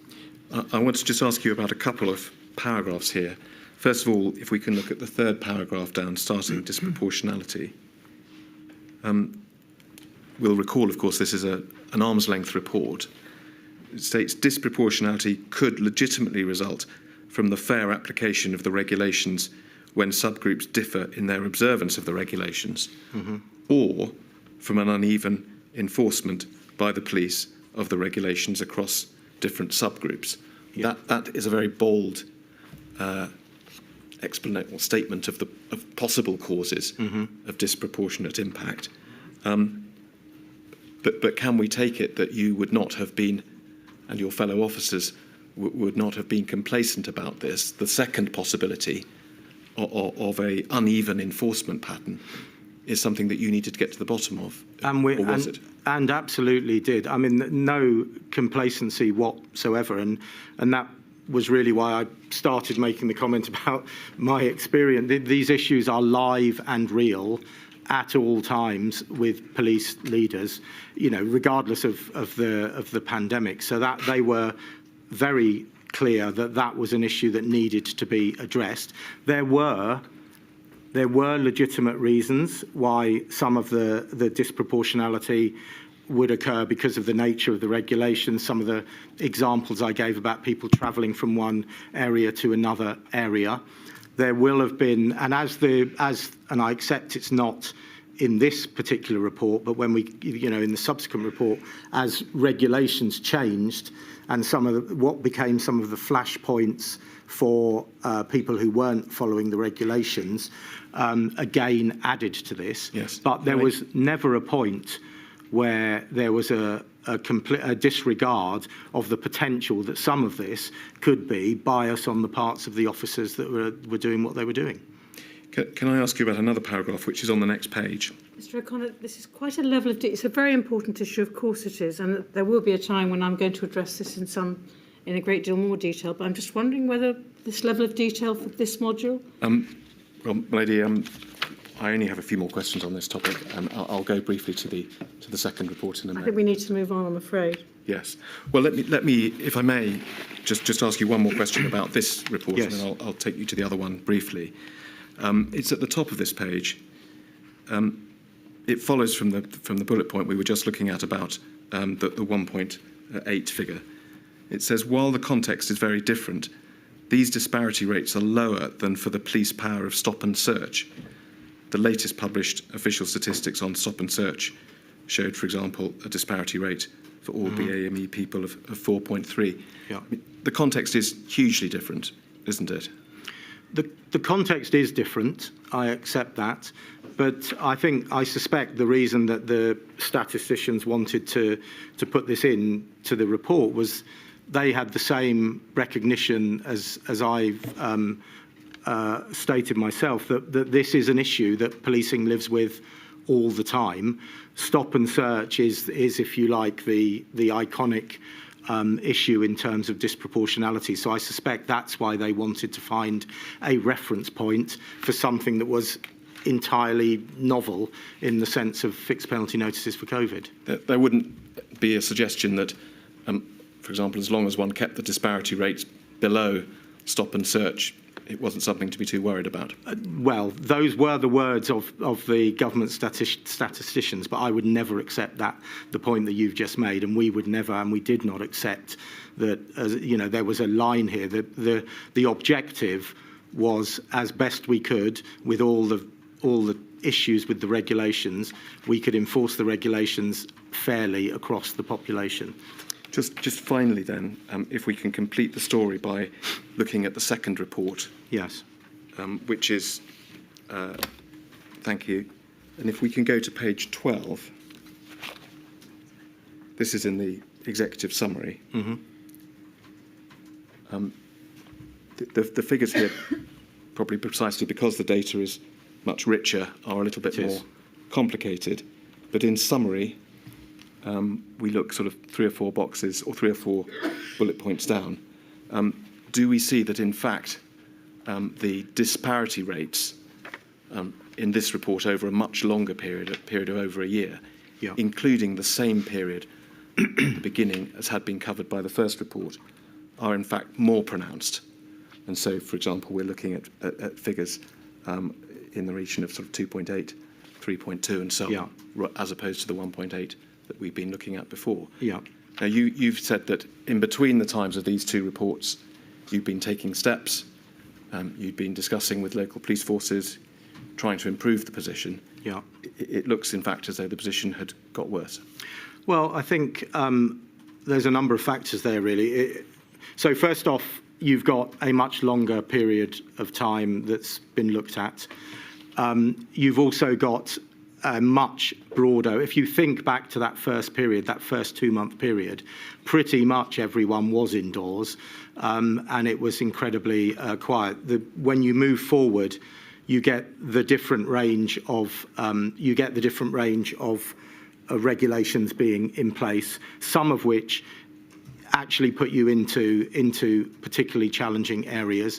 I think particularly the period where we were seeing large numbers of illegal music events and parties. This is aligned again with the fatigue that I guess everybody was feeling, and particularly younger people were feeling. So we started to see a real incidence, particularly in the big urban areas, of the kind of music parties and large numbers of people deliberately breaching all of the regulations. You also see, and if we mapped across the locations where you ended up with local lockdowns, the locations where you ended up with higher tier regulations remaining in place for longer periods of time, I think often you would look at those and then look at the ethnic breakdown of those groups as well. So that is immediately putting minority ethnic groups directly in contact with the police enforcing regulations. So I think all of those factors come together. None of that is to suggest any complacency or acceptance of the disproportionality. The really important point was to have a really thorough academic review, and that review sits there now and is part of the police race action plan that I started in 2020, not related directly to COVID, that still goes on today. So that report is there. Yes. So, but I accept the figures, clearly. And just finally then, we've spoken about lessons that can be learnt for future pandemics in the context of the clarity of regulations and consultation and so on. In this context, disparities, no doubt one lesson would be that precisely this sort of transparency about the statistics and the need to keep them under constant review is something that you would recommend. Are there any, briefly if you will, particular points that emerge from this process relating to disparities that you would advance as something that we can learn for the future? Yeah. So I think the point about transparency, the police and whoever is undertaking any enforcement activity, there needs to be absolute transparency about that. I would, having been through the experience once, I would hope that there would be the ability to anticipate where likely problems and challenges will come, particularly around people moving in different places around the country.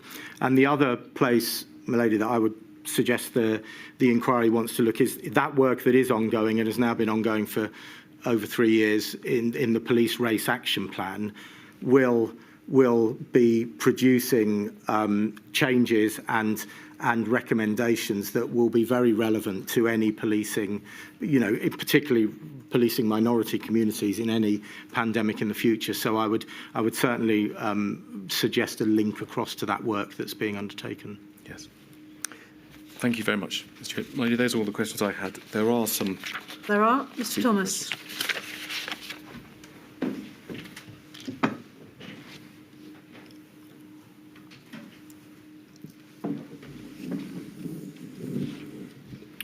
Assistant Commissioner Hewitt. I represent FEMHO, the Federation of Ethnic Minority Healthcare Organisations. Now, I've only got a handful of questions for you, and I won't take up too much of your time, but can I just start with just a little bit of context for my questions?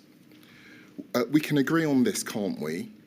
That these were unprecedented challenges posed by COVID and the pandemic, and that police officers and police forces were having to grapple with a multitude of issues, including the enforcement of public health regulations. We can agree on that. We can agree on that. Yeah. And we can also agree that police agencies play a crucial role in ensuring compliance with these regulations, often implementing strategies to maintain social order and public safety. Correct. Yeah.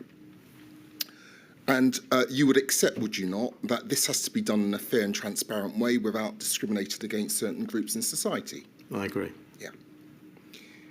However, the pandemic response highlighted disparities in the enforcement of COVID-19 regulations, especially affecting minority ethnic communities. That's correct. That's what I've just said to Mr. O'Connor. Yeah. And concerns arose regarding those ethical implications, these disparities, prompting oversight bodies and committees such as the Independent Ethics Committee to address these concerns and guide enforcement agencies in their responses. So it is in this context that FEMO seeks to shed a little light on the strategies employed by the law enforcement agencies, especially the National Police Chief Council, NPCC, in addressing these ethical implications. Now, the Independent Ethics Committee played a pivotal role during the pandemic, providing valuable guidance, did it not, on addressing these ethical implications? A number of implications, yes. Now, it's imperative to understand how the committee specifically contributed to addressing any disparities in the enforcement of the COVID-19 regulations, particularly among ethnic minority communities. So here are my questions. Number one, how did the Independent Ethics Committee actively contribute to addressing the ethical implications arising from disparities in policing and enforcing COVID-19 regulations, specifically concerning ethnic minority communities? So the way the process worked, we anticipated from the outset that there would be a number of challenges when we were in, as you described, this kind of novel situation. So we needed a group that were able to provide a very independent and a very diverse, in my statement, I think it lists the members of that group, an incredibly diverse challenge into me and those that were taking the very difficult decisions that we needed to take as we went through. We would pose questions. They met monthly from July 2020. They met every month through till July 2021, and they did one exceptional meeting in December of 21. And those groups would have a free-ranging, challenging discussion about not only what we were raising were questions of, we are now facing this challenge and we're thinking we might go this way, that way, what do you think? So they would be able to challenge that. They would then feed in their views. On the point of race disparity in the FPNs, to my recollection, that came back on 4 occasions. It was on the first occasion, it was the subject we wanted to talk about. And I'm pretty sure it came back at least 3 or 4 occasions subsequently, because the Ethics Committee themselves wanted to come back and kind of challenge and test where were we, what was happening. They were obviously aware that we had commissioned the first report, and we reported on the first report pretty much just as they came into existence. So that started that initial conversation. And then they were aware that we commissioned the second piece of work as well. Whatever came out of their meetings, which were fully minuted, would then feed into our structures and would be shared and pushed out in the way that we were pushing out all of the information about how we did what we did. And then where that also went, and I haven't mentioned it thus far at all, is we set up a number of knowledge sharing, learning processes throughout the whole pandemic. Very early on, we created a specific piece of work to learning the lessons going forward. So all of the outcomes from the Ethics Committee and all the other work that was going on would feed into those as well, which would find its way out into forces, either in terms of information or in terms of how to undertake the following activities, whatever they may be, in a COVID background. So it was a very live and continuous process. And we were very fortunate that the people that we had on that committee were, strong, independent-minded people. And that was really the whole purpose of setting it up, to give us that completely external challenge from the, in a sense, the kind of bubble that we were in, trying to do what we were doing and working with government. Thank you. You may have touched upon my second question, but I'm going to ask it in any event, just to see if there's anything you wish to add. can you provide details about specific measures or initiatives undertaken by the NPCC to engage with and involve representatives from minority ethnic communities and organisations with the aim of addressing their concerns and building trust during the enforcement of the COVID-19 regulations? So the reality is that where that was happening primarily at my level, was working, and one of the groups that I worked through very much at the national level was through the National Black Police Association. So MBPA not only obviously represents black officers within policing, but it also has incredible links externally. So I worked with them at that national level. What I was requiring and what was happening at every individual force level, as you'll be aware, in every individual police force, they will have a range of mechanisms through which they communicate and work with minority communities, a whole range of boards and groups that they were doing that, because the reality, as I said in answer to one of Mr. O'Connor's questions, that this was happening on the ground in a police force area, which I obviously couldn't control. So we were doing all of that. And just let me refer again to the police race action plan, which I've referred to, and I think it is important in the context of your questions. The murder that happened in America created what we all saw and understood.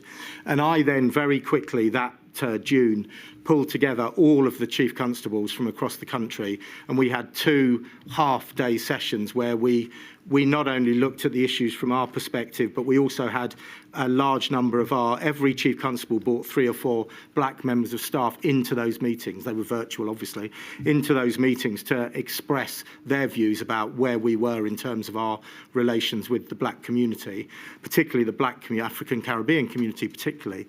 And out of that emerged the Police Race Action Plan, which has worked through and still goes on today. So those are some of the practical things that happened as a result of the disparities that we were identifying. Stuart, I'm afraid Mr. Thomas has limited time, so if you could make your answers a little shorter, I'm sure he'd be very grateful. I'm grateful, my lady. I've only got 3 questions left. Let me see if I can get to them. Was there any training or guidance provided to officers on how to ensure proportionate and non-discriminatory enforcement of the COVID-19 regulations, especially when interacting with ethnic minority individuals?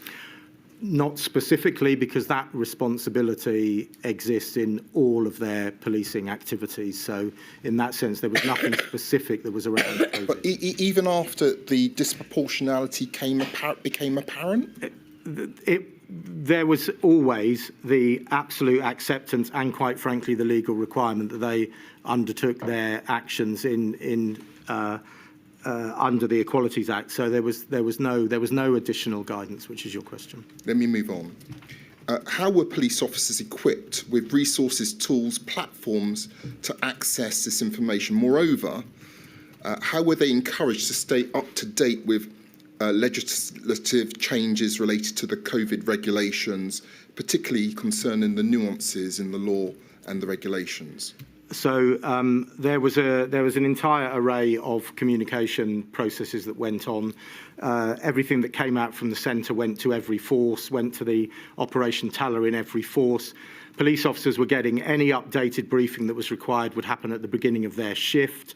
By that stage in 2020, most police officers had some form of mobile capability, whether it was a mobile phone, an iPad or whatever. And so all of the information that we were providing, was provided directly to those systems as well. So everybody had access to that information. There were websites on the College of Policing with all the information, a COVID hub where you could access all the information, and it was being put through the normal briefing processes for officers. Finally, did the NPCC or police forces conduct any comprehensive evaluation or assessments to determine the effectiveness of the 4 E's approach and briefing materials in influencing public compliance with the COVID regulations, especially within minority ethnic communities? If not, why not? And if it did, please explain how. I am not aware of a specific piece of research that looked at the 4 E's as a model. Clearly, you will have seen in the second report on disproportionality, they focus on that, but I'm not aware. There may well have been, but I'm not aware of a piece of academic work to understand whether it was an effective mechanism. Millie, those are the questions I asked. Thank you, Mr. Thomas. Ms. Davis. Thank you, my lady. Mr. Hewitt, I represent Southall Black Sisters and Solace Women's Aid, who, as you know, are part of the violence against women and girls sector. Yes. And so my questions are on domestic abuse. Yes. And if I can take you to your witness statement, page 24, which is INQ 000 216 925, page 24, paragraph 109. Do you have it? We're not page. 109 has come up. Okay, yeah, I got 109 You have it. there. It's not on 24. But. You tell us that the COVID-19 restrictions meant that those crimes that occurred in the home and online appeared to increase. Early reports from China and Italy, who imposed lockdown early on, indicated, excuse me, a significant increase in domestic abuse cases. Yeah. So you were aware that there could be an increase in domestic abuse as a result of, shall we say, social isolation, even before lockdown? We were very aware of that in the outset in terms of our preparation, both for domestic abuse and also, for that matter, for child abuse as well, where it was clear we were going to end up in a situation where people were confined. And if that place was the place where some of those offences were taking place and the vulnerability existed, then clearly we were aware of that from very early on, in advance, quite frankly. And you're aware of that because of the reports coming from other countries, and also it's kind of obvious. It was from my professional experience, it was self-evident that we were going to end up in some sort of lockdown, and that lockdown was going to put vulnerable people at a higher risk. Yeah. And you told us this morning that you brought, I think, the chief constables together to start planning in very early March.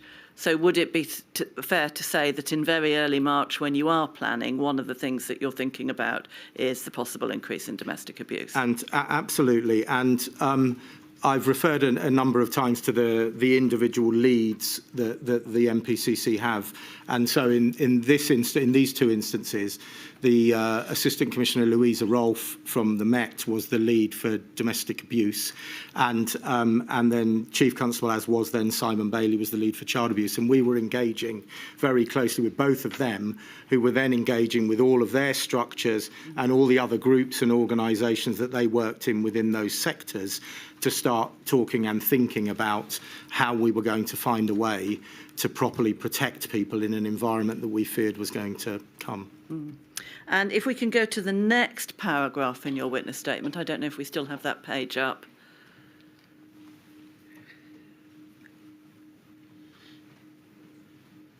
Paragraph 110, you tell us that the college regularly met with the domestic abuse charity sector. These meetings identified significant changes in the number and nature of demand. That's once lockdown starts. And as a direct result of those significant changes and of your meetings, presumably. Yes. Yes, and so not just the college, but also, as I say, the leads for domestic abuse were meeting and trying to work through. And I was working then with the Home Office, and I have to say the Home Secretary at the time was very engaged with the issue of the threat around particularly domestic abuse and child abuse, but particularly domestic abuse as well. And we're about to hear from her, in fact. I suspect you will. As a direct result, the government carried out publicity campaigns to highlight domestic abuse risks and encouraged victims to report. So that's your point.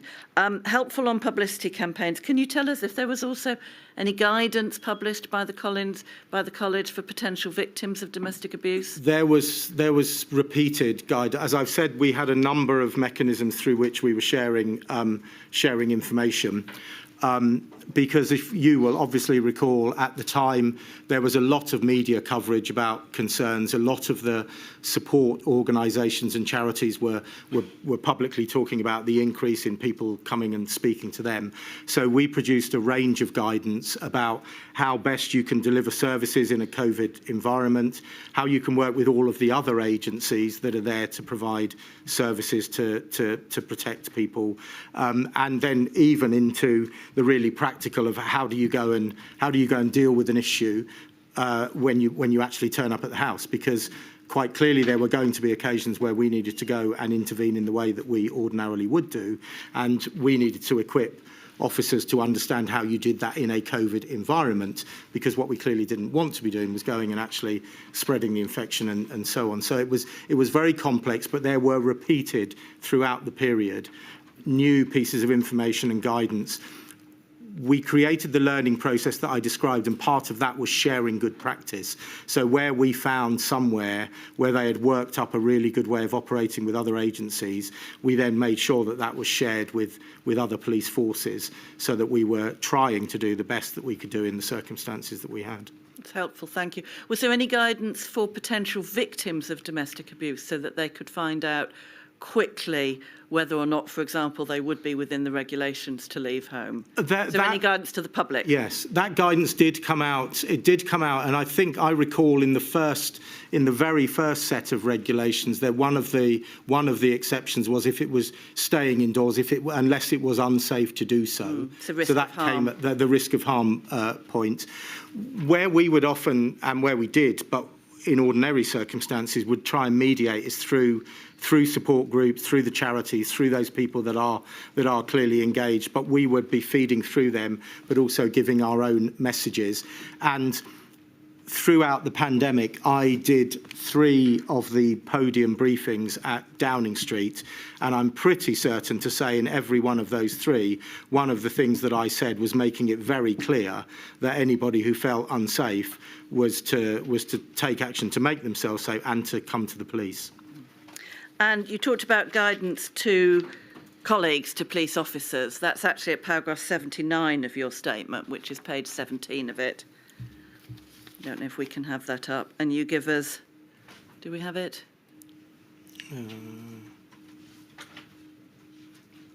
Paragraph 79. I don't think that's page 7. Yes, 79 there.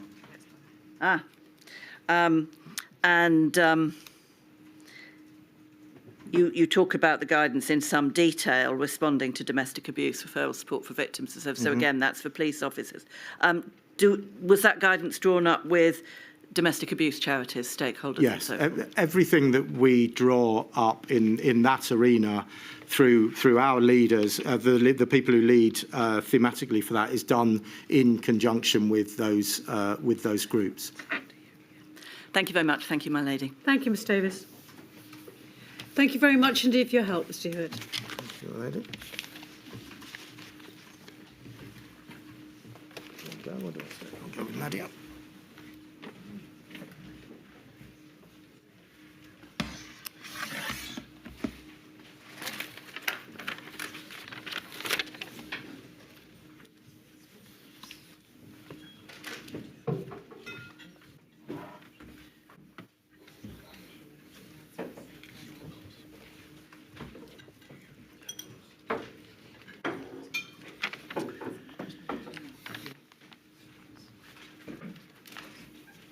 Sorry to have kept you waiting. We've overrun a little. Well, my lady, the next witness is Dame Priti Patel. If she could be sworn, thank you. I do solemnly, I do solemnly, sincerely and truly declare and affirm that the evidence I shall give shall be the truth, the whole truth, and nothing but the truth. Thank you.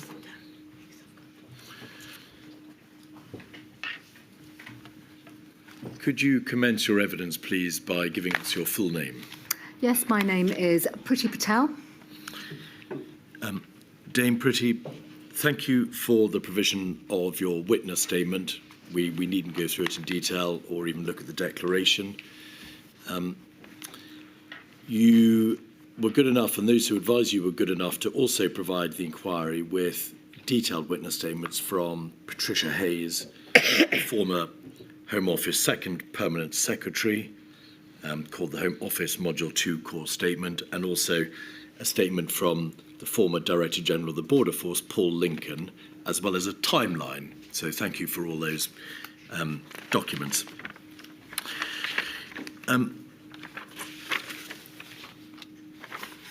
I want to ask you first, please, about your career. You were, I think, between July 2014 and May 15, the Exchequer Secretary to the Treasury. Between May 15 and July 16, you were Minister of State for Employment. From July 16 to November 17, Secretary of State for International Development. And then, for our purposes, the most relevant feature of your career, you were Secretary of State for the Home Department from the 24th of July 19 until the 6th of September 2022. That's correct. And therefore you were Home Secretary during the entire currency of the crisis. The responsibilities of the Home Secretary are set out in your witness statement at paragraph 13. May we please have that up? It'll appear on the screen in front of you, Dame Priti, in a moment. The Home Secretary has responsibility, of course, overall responsibility for all Home Office business, and therefore you had overall responsibility for the Home Office response to COVID-19. We can see there the wide range of functions for which the Home Office is responsible. I don't suppose those are all its functions, but they are the main functions, are they not? They are predominantly the functions of the responsibility of the Home Secretary, and clearly there's much more, including national security, it touches on there, but many other elements that are cross-government effectively. It is, of course, the lead government department for immigration, passports, drugs policy, crime, fire, counter-terrorism, and police. So to a very large extent, the Home Office is responsible for not operational matters necessarily, but the overall enforcement or compliance with criminal legislation, with, bluntly, obeying the law. So absolutely. I would also describe the Home Office as an operational department, primarily because functions, whether they're at the border, with Border Force, but also within our visa system, very much based on processing, so operational, passports, etc. And then, as I've just touched upon, working across government departments, yes, on criminal justice matters, with the MOJ, the Attorney General, but even, as we'll come to discuss later on, other government departments on vulnerabilities, for example, on accommodation, a whole range of areas which do feature throughout this whole period of the pandemic. Indeed. If we look down the list, we can see at number 2, Roman 2, reducing and preventing crime, ensuring people feel safe in their homes, and at 7, Roman 7, securing the UK border and controlling immigration. That's right. Putting aside the UK border issue, for which the Home Office had a direct operational role and an enforcement role, and just focusing on the reduction and prevention of crime, it is obvious that during the pandemic, during the coronavirus crisis, a large number of regulations were drawn up in order to be able to regulate the behaviour of the population and to provide sanction for breaches of the law relating to their conduct. The Home Office plainly played a role in the drafting or the promulgation of those regulations. It was aware that this process was going on, but who or which department actually drafted the coronavirus health protection, restriction, regulations and the like? So those regulations were solely the domain of the Department for Health and Social Care. And that was the case throughout the pandemic. And interestingly enough, even just speaking about the responsibilities of the Home Secretary from a policing perspective, we were the people, myself as Home Secretary, my policing minister, but my incredible officials, actually. We had a very strong team, and you would have seen that through the cross-referencing with Tricia Hayes' witness statement. We had a very significant team, a crime prevention fire group, as they were called, CPFG, that would work across government through the Cabinet Office and then with the Department of Health and Social Care, primarily because the police, as I'm sure you've discussed this morning, had to operationalise many of the regulations, and at the same time there was a lot of guidance that was produced for police forces to then help them with regulations. Bluntly, the Home Office and the police forces and chief constables work together very closely indeed. Chief constables and the NPCC and police forces would come to the Home Office and say, we need guidance in relation to these regulations. What do they mean? What is the process by which these regulations are being drawn up? And presumably the Home Office acted as an interface with the DHSC to say, this is the position. So absolutely on the interface point, I think some context may be helpful in terms of our overall way of working. Our CPFG group, my officials at the time, myself as Home Secretary, my policing minister, we had set up a very clear structure of working with the police. So I would suggest, and in fact it's very obvious, we had a very close partnership working relationship with the police. We would hold regular meetings. In fact, they then became Zoom calls. I would speak to the police near enough every single day. We'd have operational calls with the police twice a week with different chief constables, with the National Chief Police Council, the Police Commissioner, the National Crime Agency, every single aspect of law enforcement that would sit under our umbrella. And we would effectively work together. I would listen to representations, concerns, all based around the practicalities of enforcement. But we were learning all the time, because one of the key features of this particular period, although there was no business as usual per se, policing still had to carry on. Policing changed, but there were still law enforcement operations taking place. I'm not sure if the inquiry is aware, but we had one of the largest law enforcement operations in the history of this country take place during the pandemic, and that was called Operation Venetic. And I think to this day there are still prosecutions of known individuals taking place. So there was a vast array of policing activity going on, and I feel that the Home Office led a very significant but actually a structured way of working with law enforcement. And by law enforcement, I mean our police and our agencies. So our security agencies were part of that as well.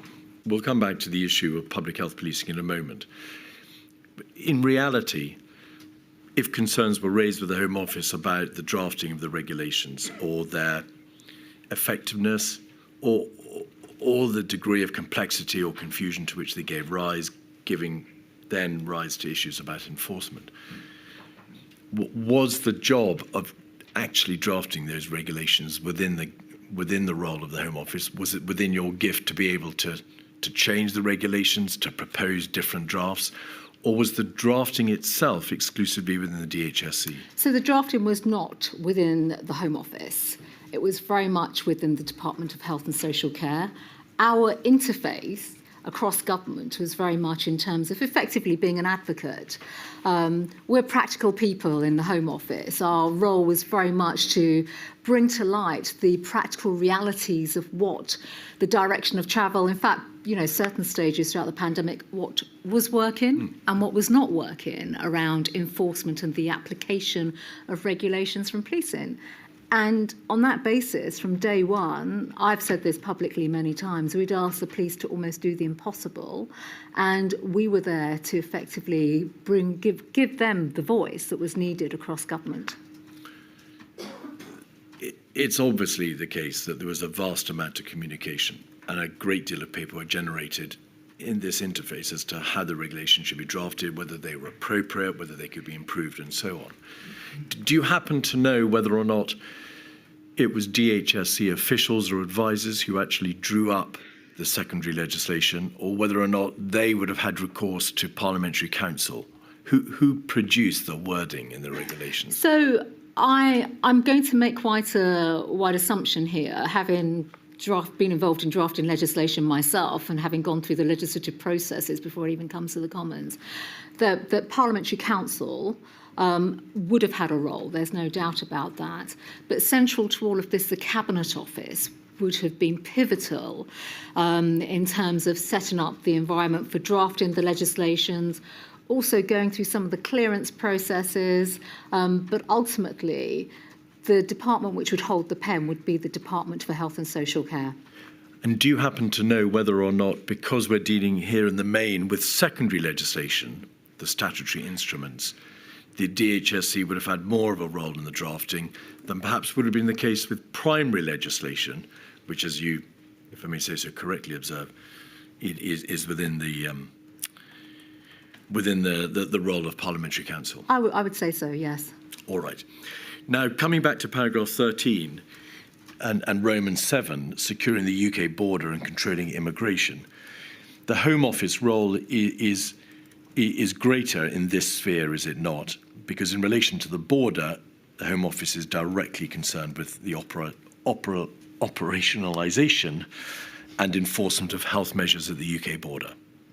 So, on that basis, of course, the Home Office is responsible, as outlined here, in the point on securing the UK border and controlling immigration through the policy levers that the Home Office has. When it comes to health measures at the border, of course, that is a piece, effectively, or an aspect of border measures, not border control, but border measures, that also is a responsibility. It crosses over into the public health territory with the Department of Health and Social Care. And that's an important distinction because we do not hold the legislative levers around the public health measures. And is that why, as is well known, the DHSC is responsible for port health measures? To what extent do airports fall within ports? Is the DHSC responsible for public health measures in airports as well as ports? Are airports ports? So effectively, and this is down to my recollection and understanding of the time, the Department of Health and Social Care, that is correct, were responsible for port health measures. And in fact, they stood up port health officials at, I'm pretty certain, maritime ports and airports, because, of course, you have to have that differentiation between the port health individuals and Border Force. Border Force have very clear responsibilities, whether it's at maritime ports or in airports, but more broadly at the border. And, of course, in the mix as well, there is the Border Agency, which practically, of course, carries out border duties on the border. Is that within the political control of the Home Office, or is that an entirely independent agency? So Border Force, and clearly the head of Border Force at the time was Paul Lincoln, would absolutely be part of the Home Office and responsible, accountable, working with myself and our ministers and our BICS team and Border Force team within the Home Office. In terms of the overarching requirement to draw up and draft regulations, in terms of the operationalisation of those regulations and in terms of the enforcement of regulations, you must have reflected that this was a particularly complicated framework. So, very candidly, I mean, I do recall some of those discussions, and I do also recall what a fraught period that was within government at that time. We're speaking now very much about the first quarter, in fact, the first month of the pandemic, effectively, January 2020. And, of course, with all of that, there were a range of border measures that were discussed. I'm sure you've touched on them already within this inquiry. But we had a clear role, effectively, of helping and supporting the repatriation of UK citizens from abroad during the month of January 2020. That was clearly a key thing. I'm going to come to some of the specific measures in a moment, Dame Priti, if I may. Can I ask you, before we look at those, though, about the overarching approach to borders? Border control is undoubtedly a divisive issue. It's politically quite a sensitive issue. In the framework of the coronavirus crisis, it was not just a political issue, but very much a public health matter as well. we're going to see in a moment how the Home Office receive advice from NervTag and SAGE and from your own Chief Scientific Advisor within the Home Office as to what could be done about borders. So I want to ask you, to what extent were decisions concerning borders and restrictions and closures or whatever they may be driven by political considerations as opposed to pure public health matters? So I don't think there's a straightforward answer to that at all, because there are live discussions across government during that period. As I've just mentioned, it was a fraught time. The world was changing quite rapidly. We could see some countries doing different things, while at the same time we all witnessed very terrible scenes on our TVs, you know, of the impact of coronavirus around the world in certain countries. Our hands, I think, were effectively forced, really, because of Wuhan, what was happening in China. And that led to a series of measures. They're documented in some of the evidence statements that have been provided around borders, visas, etc. So there were a range of discussions, and I can absolutely categorically state at an official level across governments in particular. So I had one official, Paul Lincoln, the permanent secretary at the time. Others were in active discussions around what this meant in terms of public health. What it meant in terms of our day-to-day operations within government, for example. I mean, I went on, and I think it may be touched on in one of the witness statements, to look at our resilience plans, for example. What would be business as usual for our department? Bear in mind the political context of the time, January 2020, we'd just had an election in 2019. I was due to actually implement legislation around immigration. So ending free movement, the immigration bill we were working on through that period. So, you know, there were live discussions. You could argue in some quarters they were political. Absolutely, they were political for obvious reasons, while at the same time we were having practical discussions every single day with officials and ministers. Certainly within my department, and officials were having cross-government discussions around some of the implications, the health situations we're seeing, and where this could eventually go. May I just pause you there?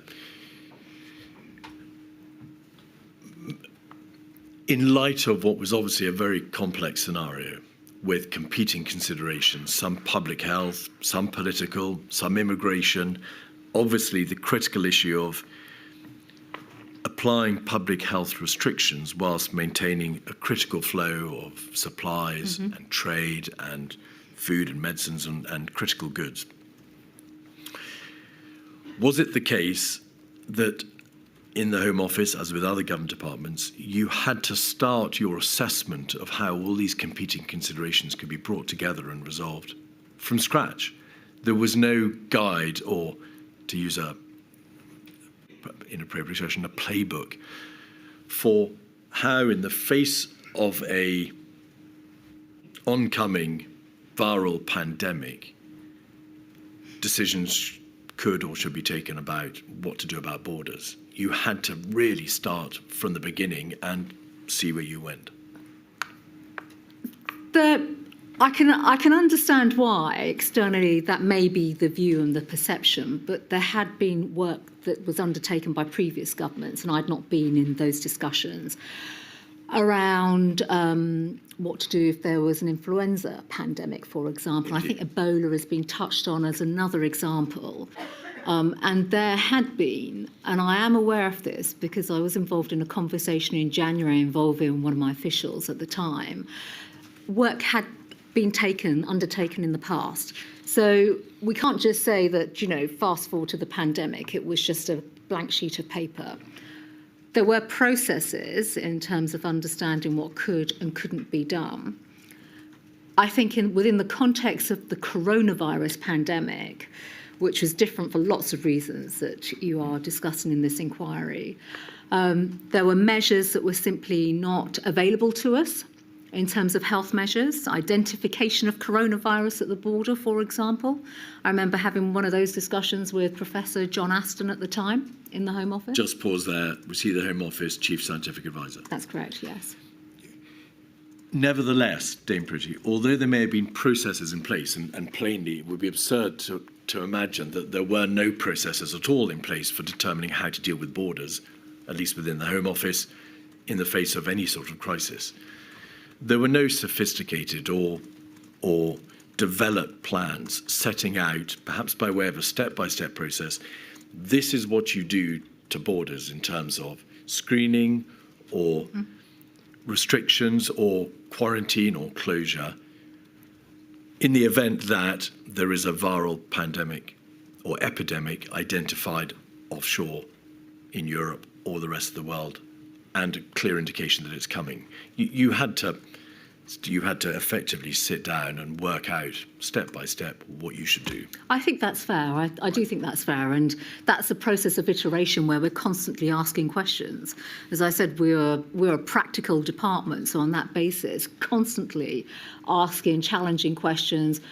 A lot of it around technical capability, as well as the powers that we may have within the immigration sphere and the border sphere, and powers that we may not have. Indeed. Your witness statement at paragraph 28 makes plain that on the 10th of January, the Home Office provided route-specific passenger data to Public Health England, and on the 3rd of February, you paused the processing of visa applications from any individual who travelled through or been resident in Wuhan or the Hubei province. And that hold on processing was extended to another country. And then, of course, everything was swept away by the impact of the lockdown. Could you just make plain, though, that the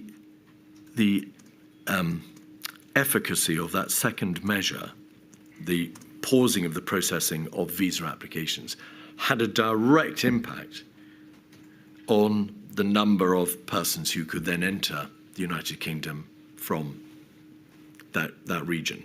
You don't need to stop people at the border to stop them coming to the United Kingdom. You can pause the processing of visa applications, and that has a significant practical impact. That is correct. All right.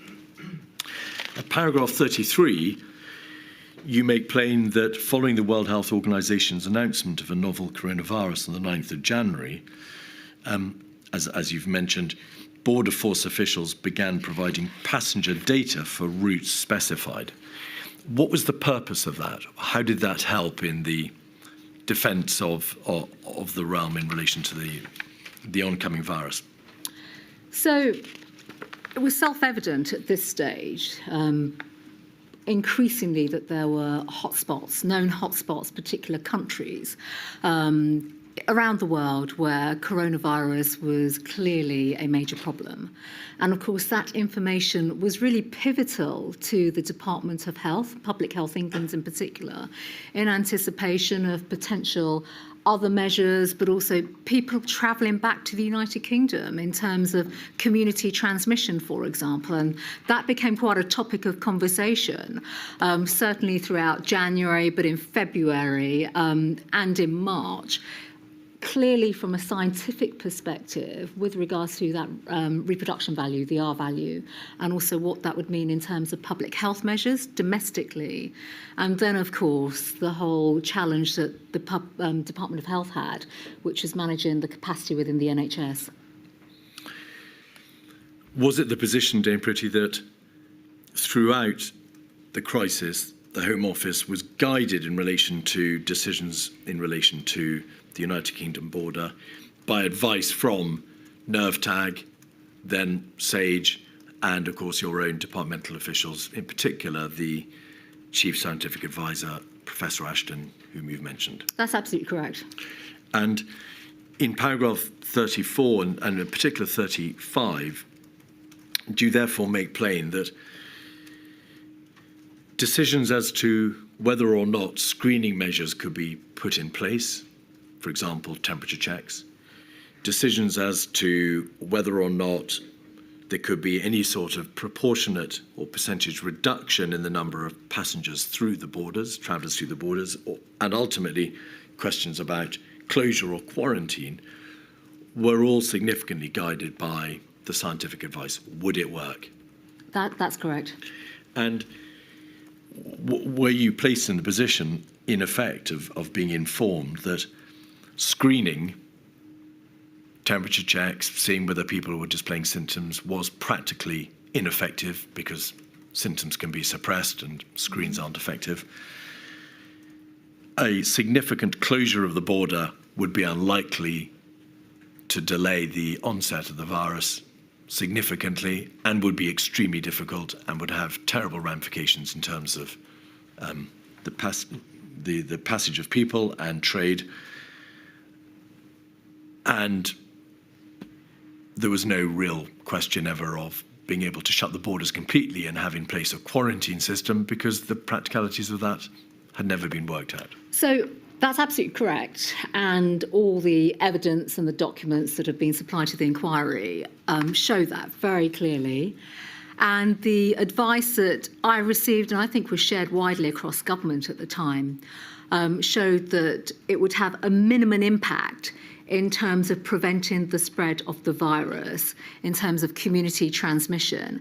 And importantly, I also recall receiving in advice to me that it would not actually even assist the NHS in terms of preparations, the time that they would need in terms of coping around the number of people that were coming into the NHS.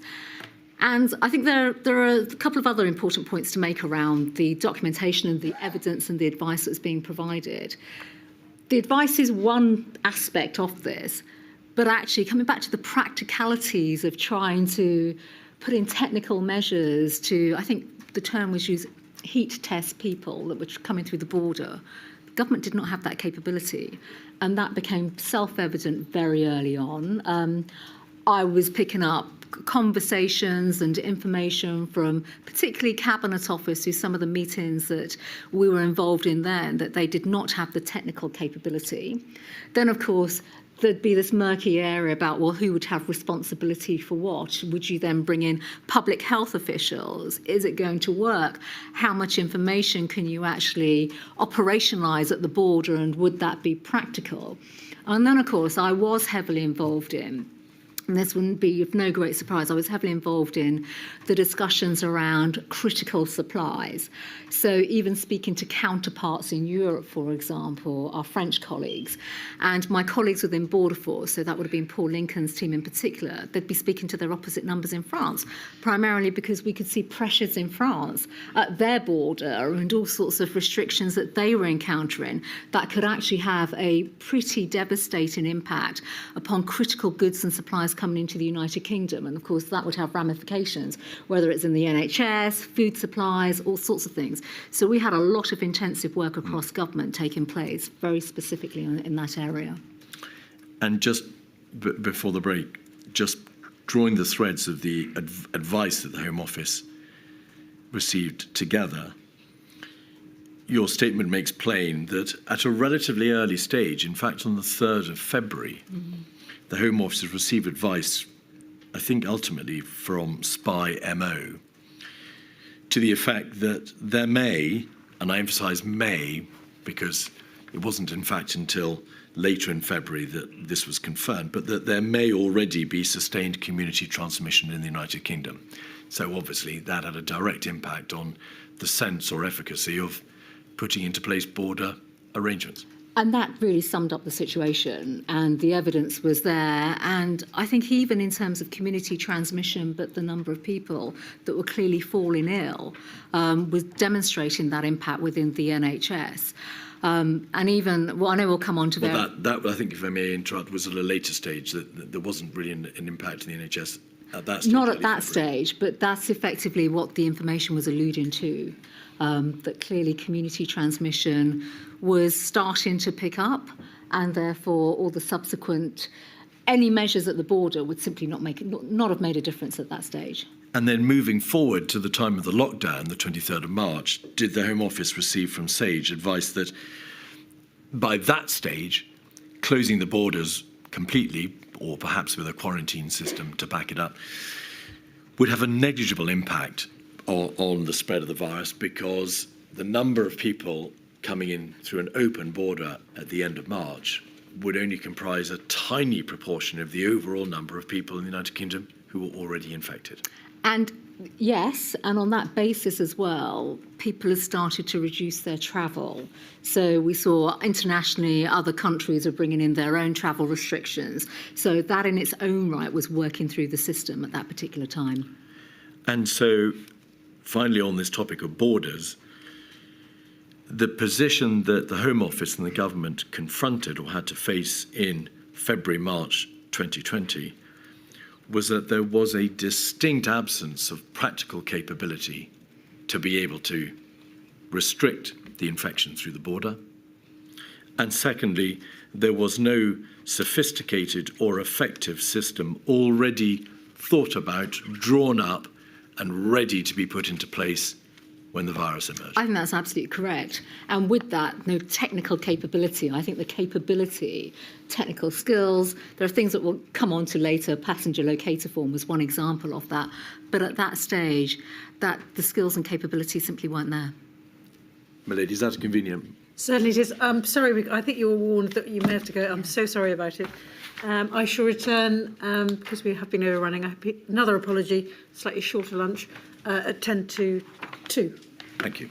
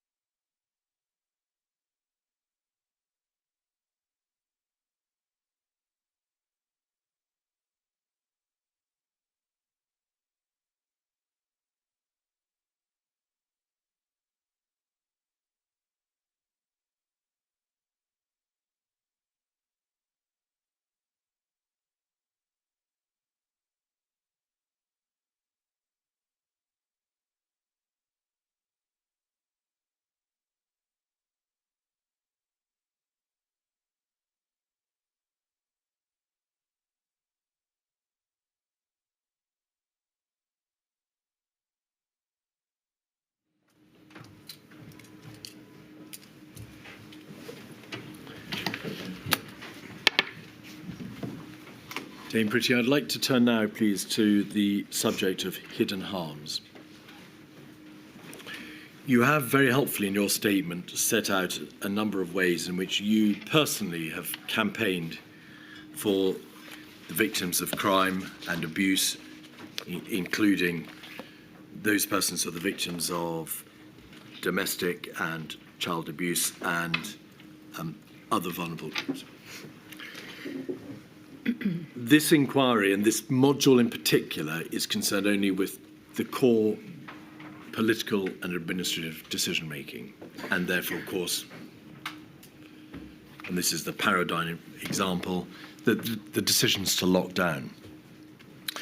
And therefore, the inquiry is concerned specifically with the topic of to what extent were the needs and the position of victims of abuse considered in the decision making when those momentous decisions were taken.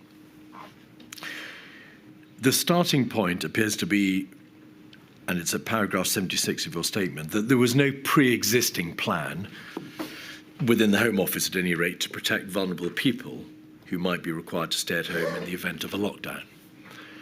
That, of course, was because there had been very little, if any, thinking about the practicalities of a lockdown at all.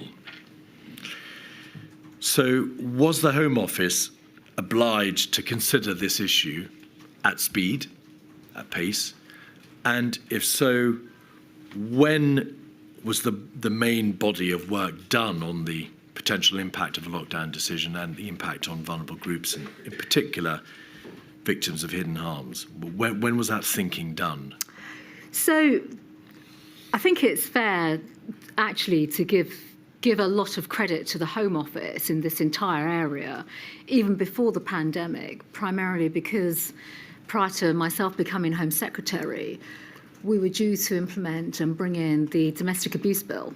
So there was a great deal of work already underway around vulnerabilities and domestic abuse. I'm so sorry to interrupt. That is given, and the inquiry understands that. Of course, there was a developed and sophisticated system in place already, no doubt under the governance of the Home Office, to deal with the victims of abuse. And the Domestic Abuse Bill is well known. But the lockdown decisions were, of course, of a very different order, and the impacts were likely to be very considerable and without the experience of the United Kingdom. So I really want you to focus, please, on when that thinking was done about what should we do about the victims of hidden harm in the context of the lockdown decision making, which we now understand is going to take place. So that was in March. I mean, that was in and around the time of lockdown. And the reason why I try to contextualise not just the domestic abuse bill, but this does apply to children as well. There was work taking place within the department. So there's some county lines work, all sorts of things going on. With police and law enforcement, but also with education. That's partly down to my role as Home Secretary, not just throughout the pandemic, but prior to lockdown. So we were agile, we were able to work at pace, and we were able to start working across the sector with partners as soon as we were effectively locking down. That was the lockdown, I think, on the 23rd of March when that came. Obviously changed engagement dynamic, concentrated on how people would be affected.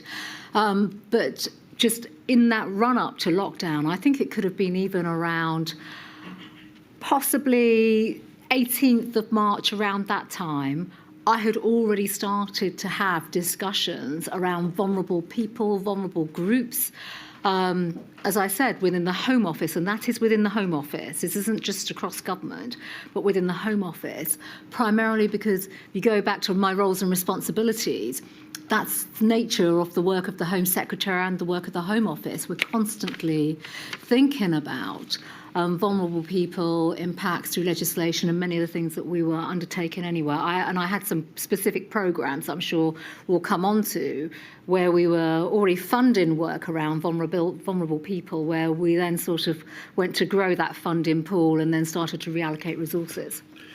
And briefly, the work that it became understood would be necessary Was that the drawing up of policy documents, guidance? Was it the drafting of communication materials, so telling people what their positions were, what their rights were, what they could do to protect themselves, what they would need to do in the event of abuse? Was it the making available of resource, money, or was it lastly legislative proposals, or a combination of all? If you could just briefly... A combination of all, an absolute combination of all. Legislative proposals already underway.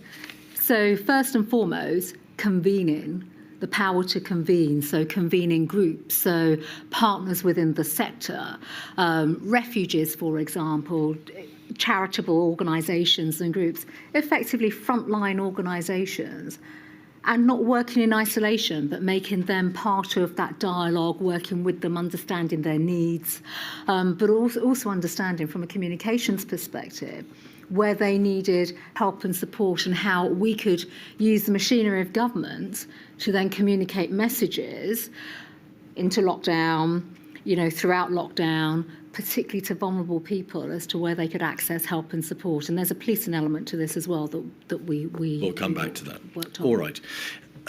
You mentioned a few moments ago that on the 18th of March, you had, by that stage, and that's of course before the lockdown, already begun to argue the cause of the victims of hidden harms.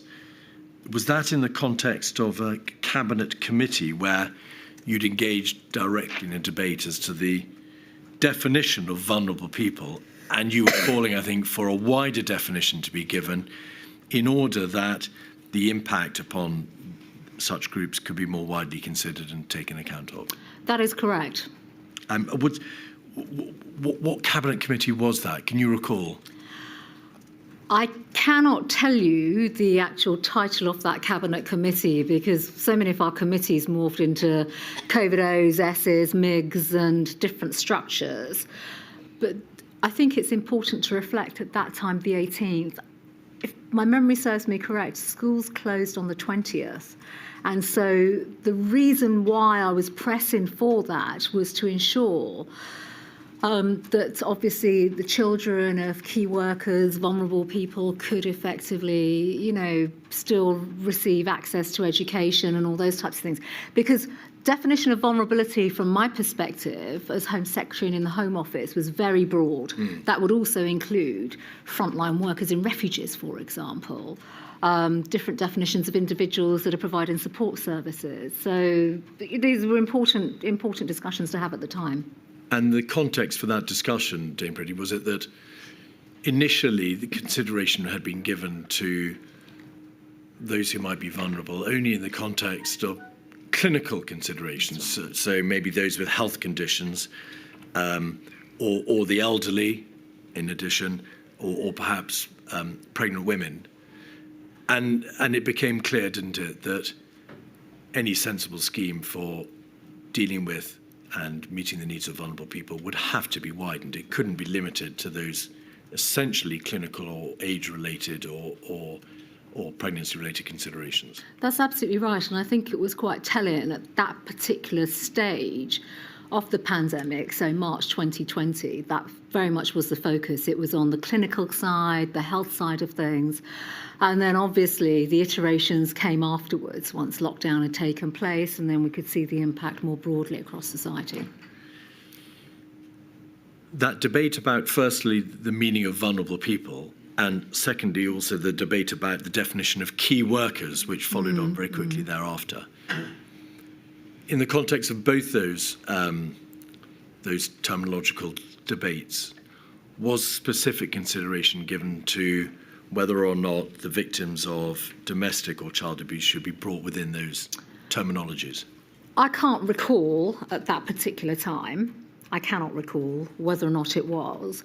But I do know that in terms of pressing for a wider definition of vulnerabilities and vulnerable people, I do know children came into it. And the reason, as I've already touched on, is partly because of the work that I was pressing across government. I'm not sure my colleagues in government thanked me at the time, particularly around children, county lines, missing children. It's a major part of our work in the Home Office.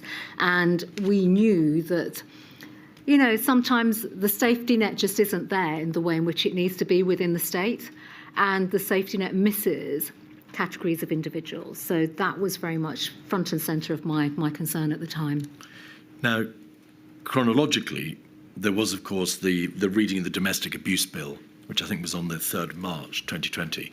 And the reason why I interrupted earlier was that was a bill which, of course, had been conceived long before the lockdown came to pass, and, of course, long before the coronavirus became apparent. Was that domestic abuse bill signed into law straight away, or did it take time until it came into effect? Of course. So the many challenges, obviously, even throughout a pandemic, is still continuing. The work of government, legislation. I mentioned earlier on the immigration bill that we brought forward as part of leaving the EU. The Domestic Abuse Act, as it now is, bill at the time, second reading in March, meant it had to go through the full stages of Parliament. So second reading, committee stage, all the discussions, working with third parties, that takes time. So that was certainly throughout 2020, pretty much. That was just one of the many pieces of legislation that we had going through Parliament. But I think, if I may, it's important to just reflect, because it was a live piece of legislation, it naturally facilitated, enabled so much more dialogue to take place with stakeholders, partners, you know, the people that we would work with effectively within the domestic abuse, wider family and community. And that clearly helped to shape, inform. I could definitely say helped to shape, inform a lot of the pandemic response. However, the reality was, wasn't it, that that bill was not signed into law until the 29th of April 2021, and therefore it could bring no support at all or succour to the victims of hidden harm during the first, second or third national lockdowns. It didn't come into law until they had all been and gone. So, if I may, I would effectively question that because of the level of support that was put in place throughout the pandemic for hidden harms and vulnerable people. The Domestic Abuse Act... Can I interrupt you, please, Dame Priti? I do apologise. Quite so. But my question was that Act could provide no support. I'm about to ask you questions about the other means by which support was proffered. But that Act could have no practical application until it passed into law, could it? So the Act was under development, or the bill at the time, so the Act itself could not. However, in your statement, and if we could perhaps bring up in quick succession the subparagraphs of paragraph 79. 79.1 Roman 1, you refer to additional funding for frontline charities, including those supporting domestic abuse victims. I think I'm right in saying that a footnote that you provide later in your statement, footnote 54, makes plain, however, that of that 750 million for frontline charities, only a relatively small proportion was for domestic abuse charities. £15 million to the Ministry of Justice for Police and Crime Commissioners to allocate to domestic abuse charities, £10 million to MHCLG for domestic abuse accommodation, and £2 million for the Home Office to allocate itself towards domestic abuse charities.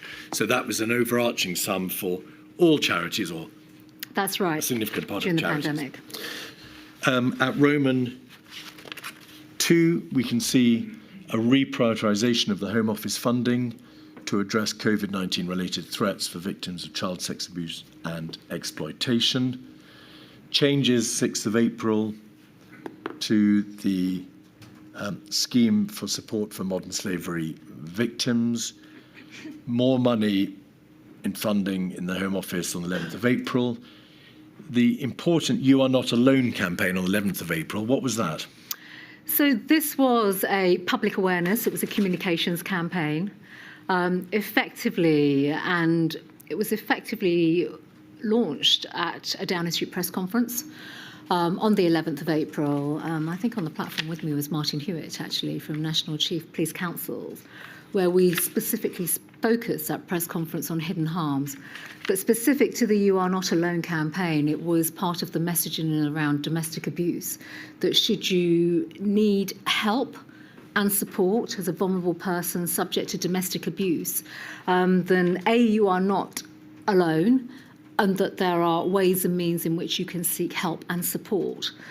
So in relation to earlier questions, a lot of communications work, clearly, funding allocated for this, but also working with our third parties, such as the National Hotline for Domestic Abuse, in anticipation of an inevitable surge. Once you've launched a campaign, of course, it would then go into that helpline. I think that press conference was indeed on the 11th of April.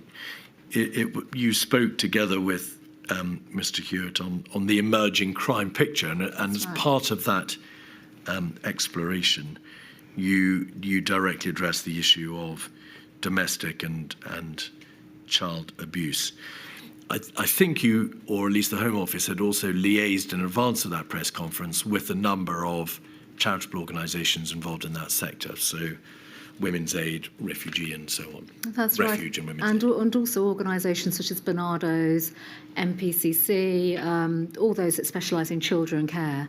One other point to make, if I may, just about that press conference, I think we also spoke about online harms.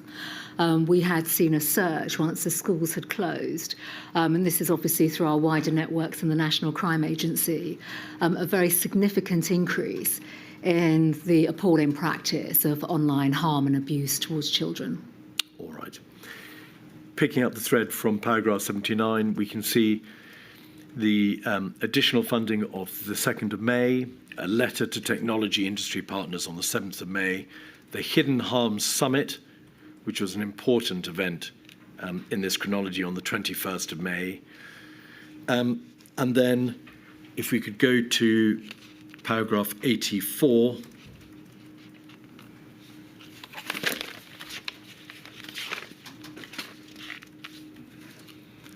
you raised at Cabinet in the summer of 2020 the issue of what plans were in place for the provision of free school meal volunteers and what plans the Department for Education had for addressing the widening attainment gap. And a briefing in advance of a COVID-0 meeting in June recorded your concerns about the mental health impact on children, as well as your support for a variety of charitable organisations, as well as vulnerable children in that context.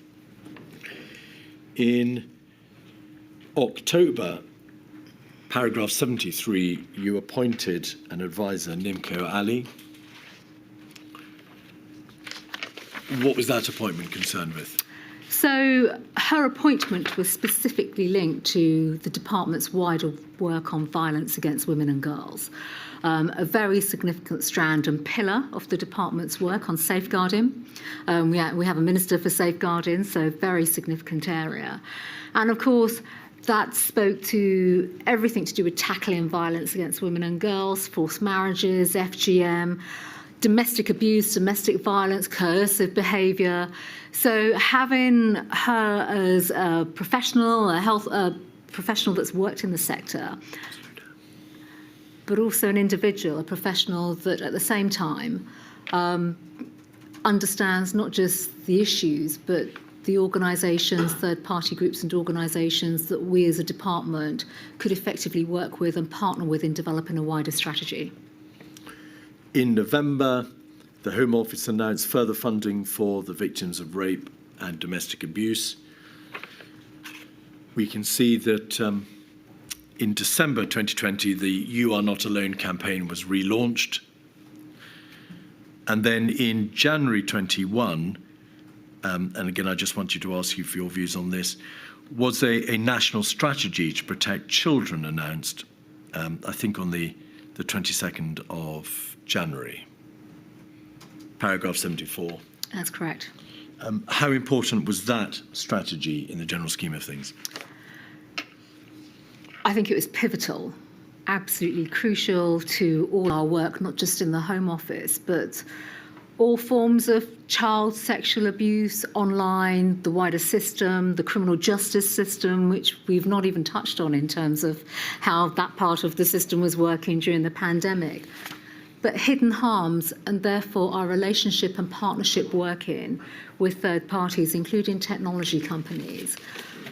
Throughout the pandemic, it is fair to say that I had some very forthright discussions with technology companies about their own responsibilities to data sharing, closing down platforms that effectively promoted and facilitated and enabled all sorts of terrible things on the web that could also compel and entice children to be on those sites, while at the same time working with third-party agencies. And a point to make, throughout this pandemic period, I remember having a specific discussion with technology companies. I think the National Crime Agency were involved as well, because we saw a surge in activity online, almost the inevitability of lockdown. With that, of course, perpetrators are spending more time online. The dark web in particular is a dreadful place for just terrible activity. But we found that some of the third-party organisations that we would work with, for example, the Internet Watch Foundation and others, they themselves were affected by the pandemic, so they were not in the office. Many of their people and professionals that would monitor images that could then go to law enforcement, they were suffering from COVID. So there were all sorts of wider practical considerations that we had to consider working with law enforcement and working with these partners as to how we could tackle this wider scourge in society, and this strategy was really part of all of that. In March 2022, the Home Office launched a new Tackling Domestic Abuse plan. And by that stage, Dame Priti, it was obvious, was it not, that to a significant extent, and despite all the work that had been done, the impact of the lockdowns and the social restrictions which had been placed on the country from time to time had meant that online child abuse and recourse to abuse helplines and so on and so forth had continued to increase. So the question then arises, to what extent do you assess that all this valuable work and the steps that the Home Office and you personally took were able to reverse or to reduce the terrible scourge, the vice of this criminality, which you had identified as requiring steps to be taken to address? The steps that we undertook, I would absolutely stand by. They were the right steps to deploy, the measures, resourcing throughout the pandemic. Even during the early stages of the pandemic, we knew, and when I say we, I refer to law enforcement, stakeholders, organisations, practitioners, we knew that when we would come out of lockdown, there would be a surge in demand, people seeking help and support. And I guess one of the very significant challenges that I had as Home Secretary, and that's part of the reason why these strategies came about, is the need for resourcing, to resource what comes next. Never just think it's all about the present. We have to plan for the future and meet future demand. And reprioritising funding, I think I did reprioritise pretty much most of our departmental budget throughout 2020 into 2021, very much to meet immediate needs, but also then to make the case of the Treasury for future needs. So it's all hand in hand, effectively. But we knew that there would be a surge, and these issues, they're always there. They're always there. It's a case of how do we as a government effectively put the right support structures in, and where we possibly can, the right mitigations in as well to prevent further abuse. So are you saying that there was a formalised process by which, as time went on, the Home Office was able to review the outcome of the plans and the procedures that had been put in place and the support, in order to be able to calibrate or recalibrate better future work? That's how we functioned in the Home Office, absolutely. just two final aspects on this topic. One of the core participant groups has made this point and makes this point and asks that it be addressed. The Prime Minister's address to the nation on the 23rd of March did not refer to domestic abuse as a permitted reason to leave home. His announcement on the 31st of October did refer to the need to escape injury or harm. Yeah. There was no reference in his 5th of November statement to escaping injury or harm. And in December and January, December 20 and January, there were various references to permitted exemptions, but again, not to the possibility of victims of abuse being able to escape that injury or harm. Did the Home Office engage at all with Number 10 or the Cabinet Office in relation to whether or not there was a case for mentioning such exemptions or permitted departures from the legislation for the purposes of the Prime Minister's announcement? So these were always discussions that were taking place. I think it's fair to say for the first lockdown, that incredibly shocking moment when the Prime Minister announced that we are heading into lockdown, the messaging there was very clear about stay at home and all the measures there. But in answer to your question, absolutely, certainly from my perspective, and we had a policy advisor. The Prime Minister had his own private secretary for Home Affairs, a great lady called Hannah Young. We would work directly with her to make the case constantly, not just about exemptions, but actually the significance of domestic abuse, vulnerability, to ensure that featured obviously in the discussions that the Prime Minister was involved in, but also decision makings and potentially the communications that would follow from there. Finally, was any consideration given by the Home Office to affording victims of domestic abuse a open and clear, permissible legal route by which they could leave the location of the abuse and stay with friends or family? Yes, there were endless discussions about this within the department. And I think in terms of public communications, for me, you've touched on the Prime Minister's previous statements, there were communications that took place publicly about if you as an individual are vulnerable or subject to harm, you can leave. At no stage did we say you cannot leave. Was it necessary to provide for a legal exemption in the regulatory structure for such a departure, or was guidance and the declaration of an appropriate message sufficient? So if we we'll come on to policing later on, and there's some policing examples here too. Guidance and messaging were absolutely crucial. And if I may just use a police example, throughout even the early stages, and this was during lockdown, through my policing calls, we would speak very clearly each day about domestic abuse. And in fact, Lucy Rolfe, who is a very senior officer in the Metropolitan Police, she was a dedicated officer working on domestic abuse and would feed back to myself and to the department regularly on the domestic abuse landscape, yes, in London, but more broadly as well through the National Police Chief Councils. And we know for a fact, during the pandemic, when officers, during lockdown I should say, when officers were out and about practicing the 4Es, there are examples of police forces around the country that would check on specific households where they had known that there were issues of domestic abuse. So, if I may, to your point, communication was critical, guidance, but also the professionalism of those individuals that were working in the community at the time, absolutely paramount. All right. The legislation and the regulations.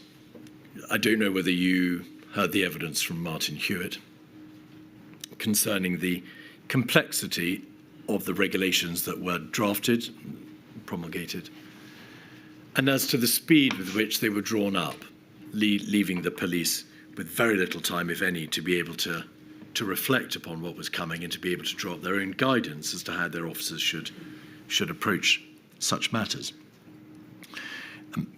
In general terms, do you assess that the Home Office was sufficiently consulted in a proper and timely manner in advance of regulations being laid?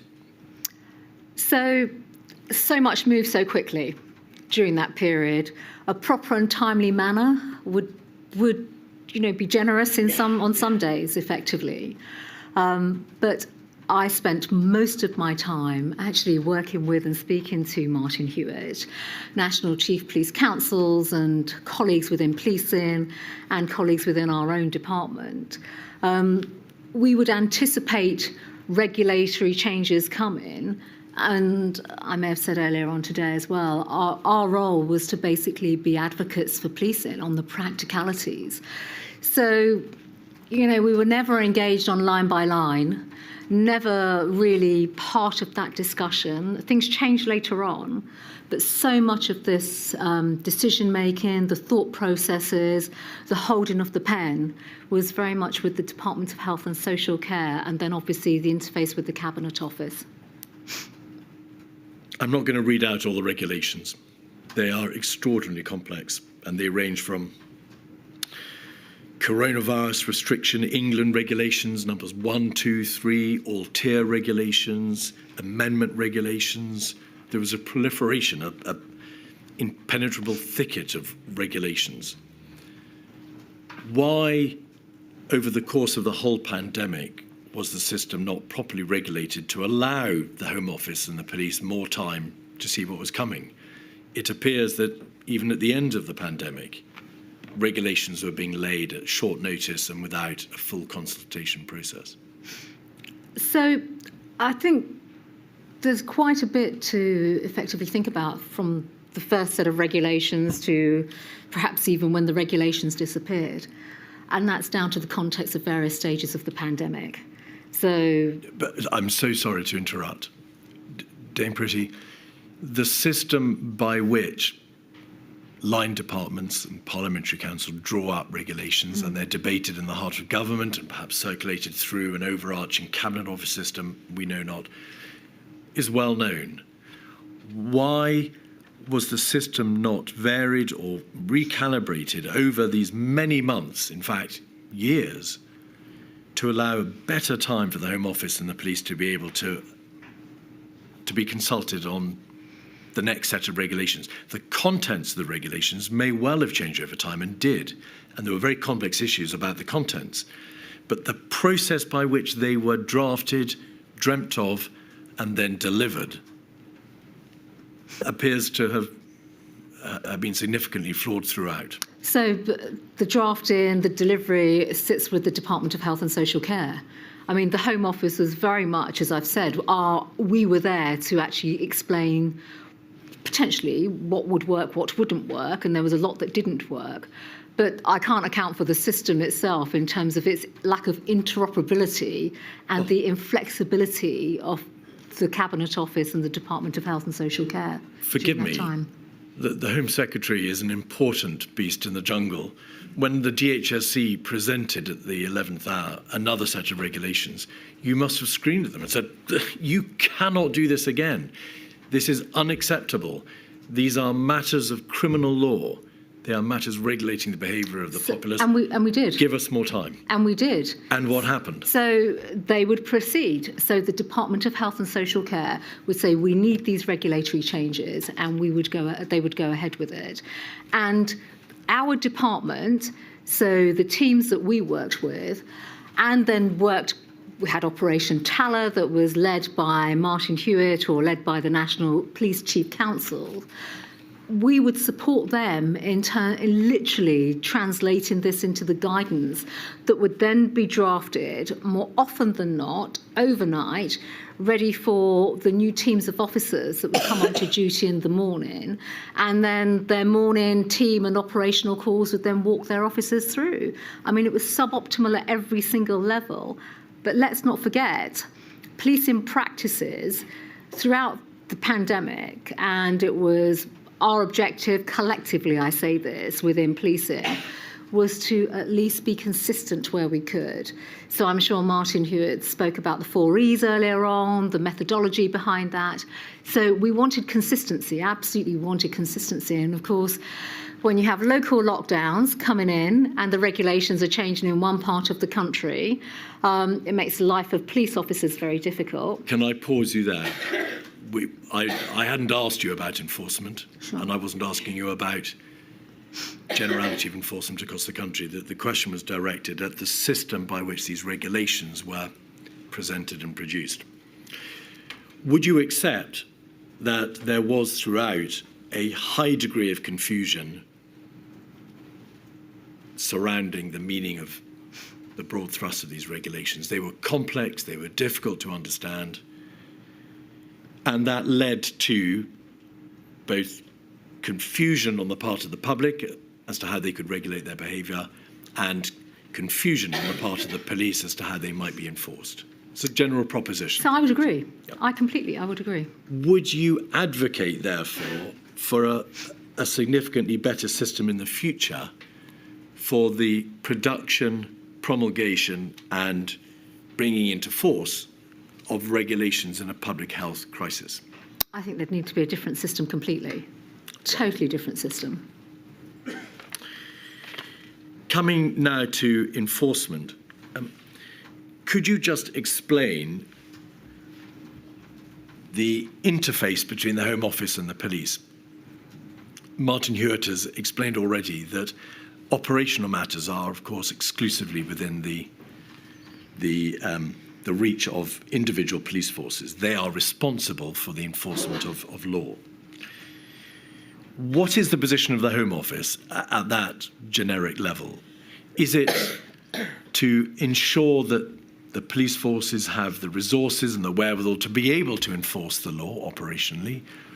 Or does the Home Office take a view and have a stance on to what degree the law should be enforced?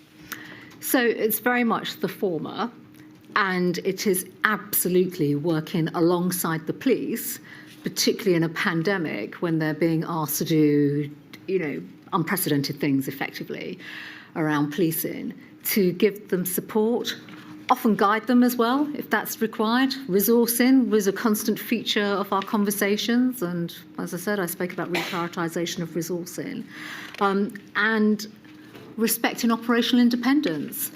We police by consent in our country. Every police force, led by a chief constable, reporting into, during the pandemic that is, Operation Talla, giving feedback. Those were the mechanisms by which we had our engagement, dialogue and discussions. To what extent is the Home Secretary or the Home Office able to issue a general declaratory call for greater enforcement or less enforcement, or enforcement of and prosecution of, or investigation and prosecution of the more egregious offending as opposed to a lighter touch? To what extent can the Home Secretary delve into those murky waters? So the Home Secretary can ask questions, clearly, around some of the operational activity that's taking place. I did that all the time. And not just on coronavirus. There were other activities taking place in policing throughout the pandemic. That is, partly holding them to account, asking them around operational work, what is actually going on and taking place. But specifically around the pandemic, and egregious breaches is a phrase, obviously, that has been used and was familiar throughout the pandemic as well. The police have to exercise their professional judgment, and when it comes to egregious breaches, the police were very clear about the approach that they were taking throughout the pandemic. It was about engaging, explaining, going through the 4E process. The enforcement piece was only last resort when they felt that there was potentially an egregious breach or something serious that may have happened. That's not for a Home Secretary to second guess what that act would be, because law enforcement and our police officers are the ones that are there to look after public safety, enforce the law. They're the ones that will make the judgment effectively in terms of when to apply that. did you formally call on the Cabinet or the Prime Minister at any stage to take a particular position on the level of enforcement? So did you formally call for only egregious breaches to be enforced or to be prosecuted or investigated? Did you call for a lighter touch formally to your colleagues in government? So throughout the pandemic, I felt that I spent a great deal of time reminding my colleagues of the role of policing and the 4 E's in particular, and also operational independence, and that we as politicians are not there to dictate directly to the police as to when to arrest people, enforce the law, very clearly. Secondly, I had reminded many colleagues, including my colleagues in Downing Street, but across government as well. In unprecedented times, we have asked the police to do unprecedented things as well in terms of law enforcement, and the roles and responsibilities that they were taking were very much based on public health and public safety and public protection. But did you nevertheless take a position on the degree to which the police should be, to use the vernacular, coming down hard? Did the Home Office intervene in the debate, effectively one of operationalisation, and say, we think the police should enforce in a harder way, but there should be tougher sanctions, or we think the police should only prosecute the most serious offending? Not in the general sense. If there were dreadful acts that were taking place, then clearly that's not for the Home Secretary to dictate. There have to be specific examples of egregious breaches. I ask because in your statement you say, throughout the pandemic, my advice to the Prime Minister and Cabinet was that the police would focus enforcement activity only on egregious breaches. And so I ask again, to what extent did you, the Home Secretary and the Home Office, take a position on the degree to which these regulations were in practice being enforced? The enforcement of the regulations and the practicalities of those enforcements, again, were very much down to the circumstances that the police themselves were dealing with. So egregious breaches, that is a term. Just to give an example, if I may. I'm going to invite you not to, okay, if you'll forgive me, Dame Priti, because you've made the point, and I don't think we need an example to make good that proposition. Could you have a quick look, please, at 137249?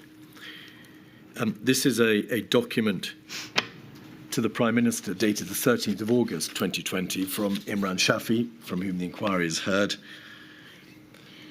It's a document concerning the proposed reopenings on the 15th of August. It says in the last paragraph, we'll need to handle the Health Secretary if you do agree to open, as he's likely to continue to want a more cautious approach, as do Chris and Patrick. I'm not going to ask you about what was meant by handling the Health Secretary, but if we could just scroll through, please, the document to the handwritten comments of the Prime Minister. There we are, thank you. I agree with the openings, but then in capital letters, the overriding message should be about tougher enforcement and, in capital letters, bigger fines. Putting aside the crushing irony, prospectively, of this observation, to what extent, Dame Priti, did you directly debate with the Prime Minister the putting into practice of such a course? So we absolutely had discussions. I wasn't involved in this particular discussion and meeting around enforcement and fines. The fine spectrum altered throughout the pandemic, which is another subject in itself around FPNs. But I mean, this was August 2020, reopenings. I suspect there were concerns about what would happen, people going back out, behaviours. I do know as well we had incidences involving UMEs, unlicensed music events, that would become a magnet for other factors, drugs and other nefarious activities. And so, again, I would not direct the police, but I would, through the policing calls that we had, restate and reiterate the need to ensure that the law is being upheld, enforced. It's not a case about, go out there and get bigger fines or things of that nature, but again, upholding the law in the right way. And our police officers who are on the ground, they're the ones to judge effectively the steps that need to be taken in certain cases. But the system from the 15th of August, in fact, provided for a new flat fine of £10,000. It was a flat fine introduced around this time and, of course, reflective of the direction, if we may call it the direction, from Downing Street. Did you, on behalf of the Home Office, believe, and this isn't an operational question, the police may or may not investigate and prosecute and impose the fine or have the courts impose the fine, but did you think that a new flat fine of £10,000 was proportionate? It was very high. It was just... Was it proportionate in light of the civil libertarian issues, the public health context, and the fact that these fines were being produced and imposed for breaches of social movements? The answer is no. Did the Home Office push back and say, our view is this £10,000 flat fine is disproportionate? You just can't do this. And it was the Home Office in that collective sense. So myself, my officials, again, talking to policing colleagues at the time. Thank you very much. The right to protest.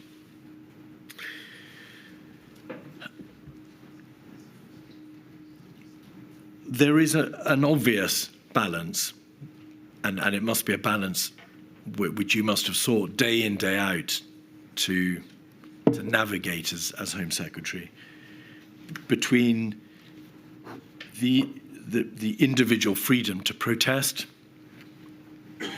the right to protest, in fact, and the governmental public health obligation to ensure that freedom of movement is curtailed to prevent the spread of the infection and ultimately death.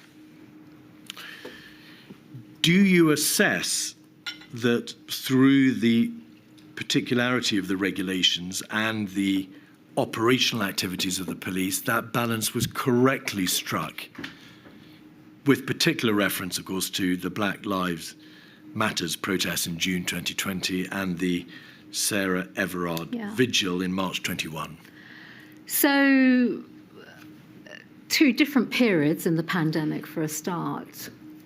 If I recall rightly, and I was involved in a lot of the operational calls around that time, throughout the pandemic around protest, I think between May 2020 and then perhaps March 2021, we had something like 65 protests take place across the country. And specific to Black Lives Matter, I think there was one weekend. I remember being literally working at my desk, involved in policing calls.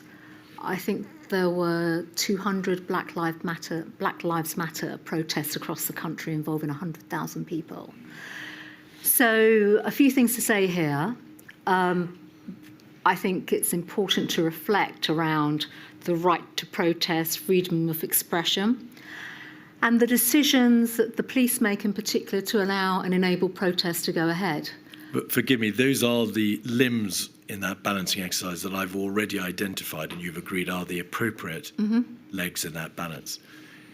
What was your view on whether or not, across the general approach throughout the pandemic to the exercise of that balance, do you think that balance was correctly struck in the eventuality or not? So, reflecting back, I do. At the time, it probably felt uncomfortable. Where, quite frankly, where we had lockdowns, for example, and people's movements were being restricted, and the public discourse would be, why these protests happening? Of course, those are difficult challenges. It feels uncomfortable. And then the role of the police is clearly to facilitate, enable those expressions of free speech and expressions that the public felt strongly about. I mean, Black Lives Matter in particular, in a peaceful and respectful way. My recollection is that the majority of those protests were peaceful. We had one particular protest in Whitehall where it turned particularly violent and police officers were injured and assaulted. I think a bicycle was thrown at our mounted police. I then remember going to visit the family of officers. So striking the balance difficult. I think at the time it felt very uncomfortable, which is why operationally so many of us came together to ensure that the police were resourced. They were engaging with a lot of the organisers of the movements as well. I recall throughout that time, and I think in particular with regards to the Black Lives Matter protest, and it may be the one that took place on the 13th of June, maybe, I'm not saying it is, even telegraphing, communicating publicly, please be respectful if you're protesting, because there's a pandemic. There is a health pandemic taking place, and we are restricting people's movements because of public health considerations. Precisely, if I may say so. The regulations at that time, I think from a certain amount of research, the Health Protection Coronavirus Restrictions Amendment regulations, in general terms, prohibited outdoor gatherings of more than 6. And I therefore want to ask you about the discomfort to which you've just referred, because in a tweet on the 6th of June, you tweeted, "Protests must be peaceful and in accordance with social distancing rules," which rather tended to imply that it was possible to have a protest in accordance with social distancing rules, which in fact wasn't possible because you can't protest meaningfully with more than 6 people. And then in a Telegraph op-ed on the 8th of June, you said any large gatherings of people are unlawful. And so from the standpoint of a potential protester, you do appear there to be speaking with 2 voices. There's inconsistency there. There is. Yes, I can see that. I do also recall, though, through the discussions that took place, and this is very specific to Black Lives Matters, and possibly the team with the Metropolitan Police, because this is the main protest took place in London. They in particular were focusing on the need to social distance throughout that protest.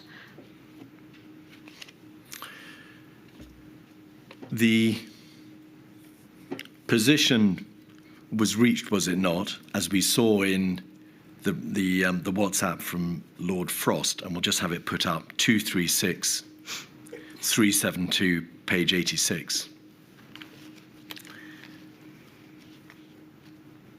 And this is a WhatsApp communication in the specific context of the Sarah Everard vigil, I think on the 13th of March. Yes. So the High Court ruled on the lawfulness of the Metropolitan Police's declaration that the vigil would be unlawful, and it did so on the 12th and 13th of March. And then the protest took place in the evening of the 13th of March, notwithstanding that High Court ruling. And of course, the police then arrested, as we know, to large numbers of people's distress, the arrests of the persons who'd attended.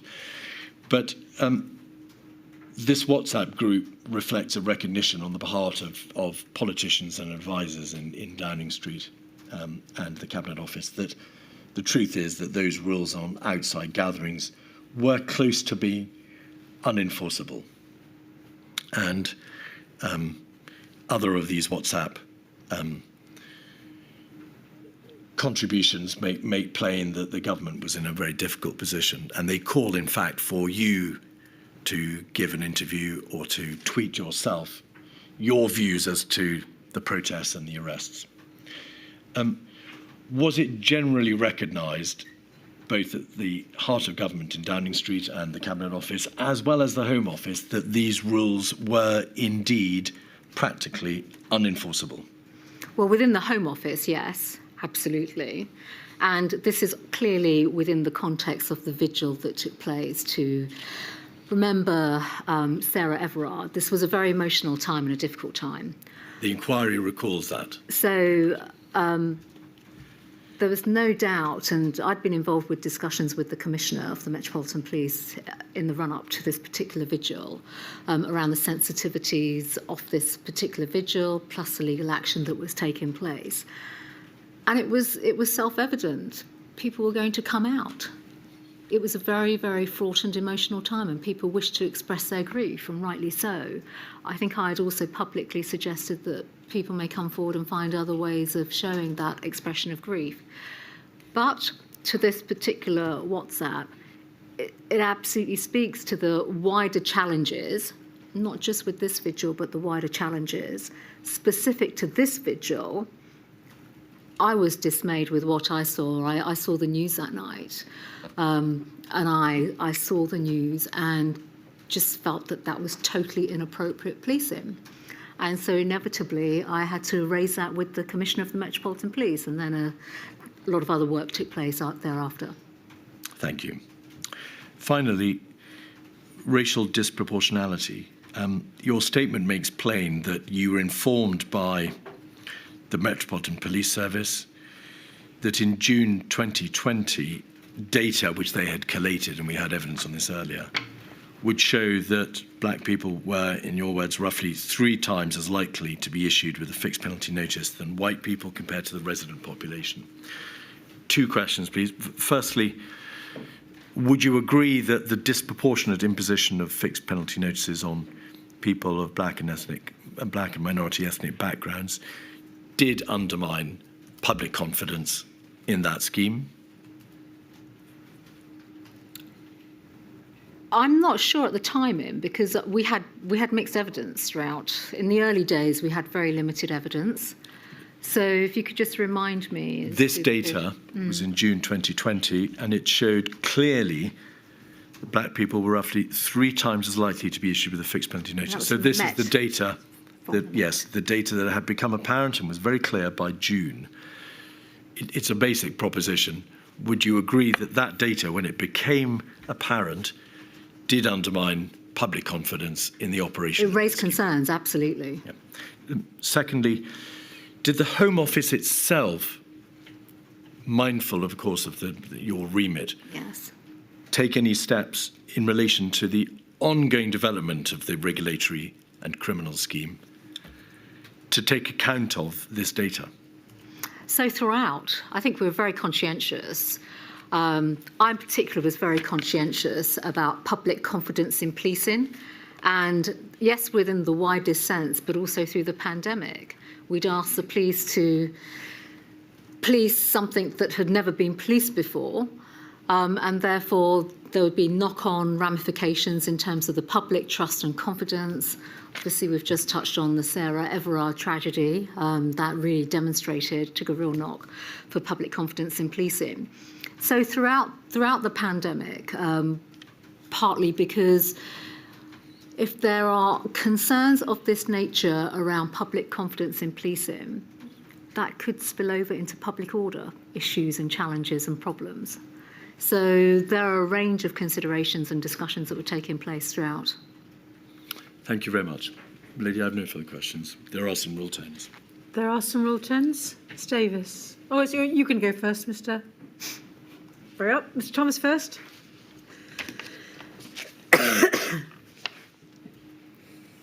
Thank you, Dame Priti. I represent FEMO, the Federation of Ethnic Minority Healthcare Organisations. I have 3 areas of questions for you, and I won't take up much of your time. But first, some very brief context. Can we agree on the following? Can we agree that as COVID-19 pandemic swept across the UK, the responsibility for formulating and implementing regulations to protect public health fell on key government agencies, including the Home Office, to advise on, shape and enforce these regulations? Can we agree on that? Yes. Secondly, can we also agree that central to this effort was a delicate balance between safeguarding public health and upholding individual rights and ensuring equitable application of rules, particularly within diverse community and ethnic communities? Can we agree on that? Yes. You see, amidst that backdrop, FEMHO recognises the critical role of the Home Office, led by you, Dame Priti, the then Home Secretary. So just in terms of just trying to unravel some of the decision-making process, let me turn to my questions. Firstly, what specific criteria and considerations were taken into account by the Home Office when advising on the proportionality and impact of COVID-19 regulations? In terms of on the communities? Yes. There were extensive discussions across the board, I have to say, not just on the regulations, but on vaccines and all sorts of things. I've just touched on in my conclusive statement before we moved into your question.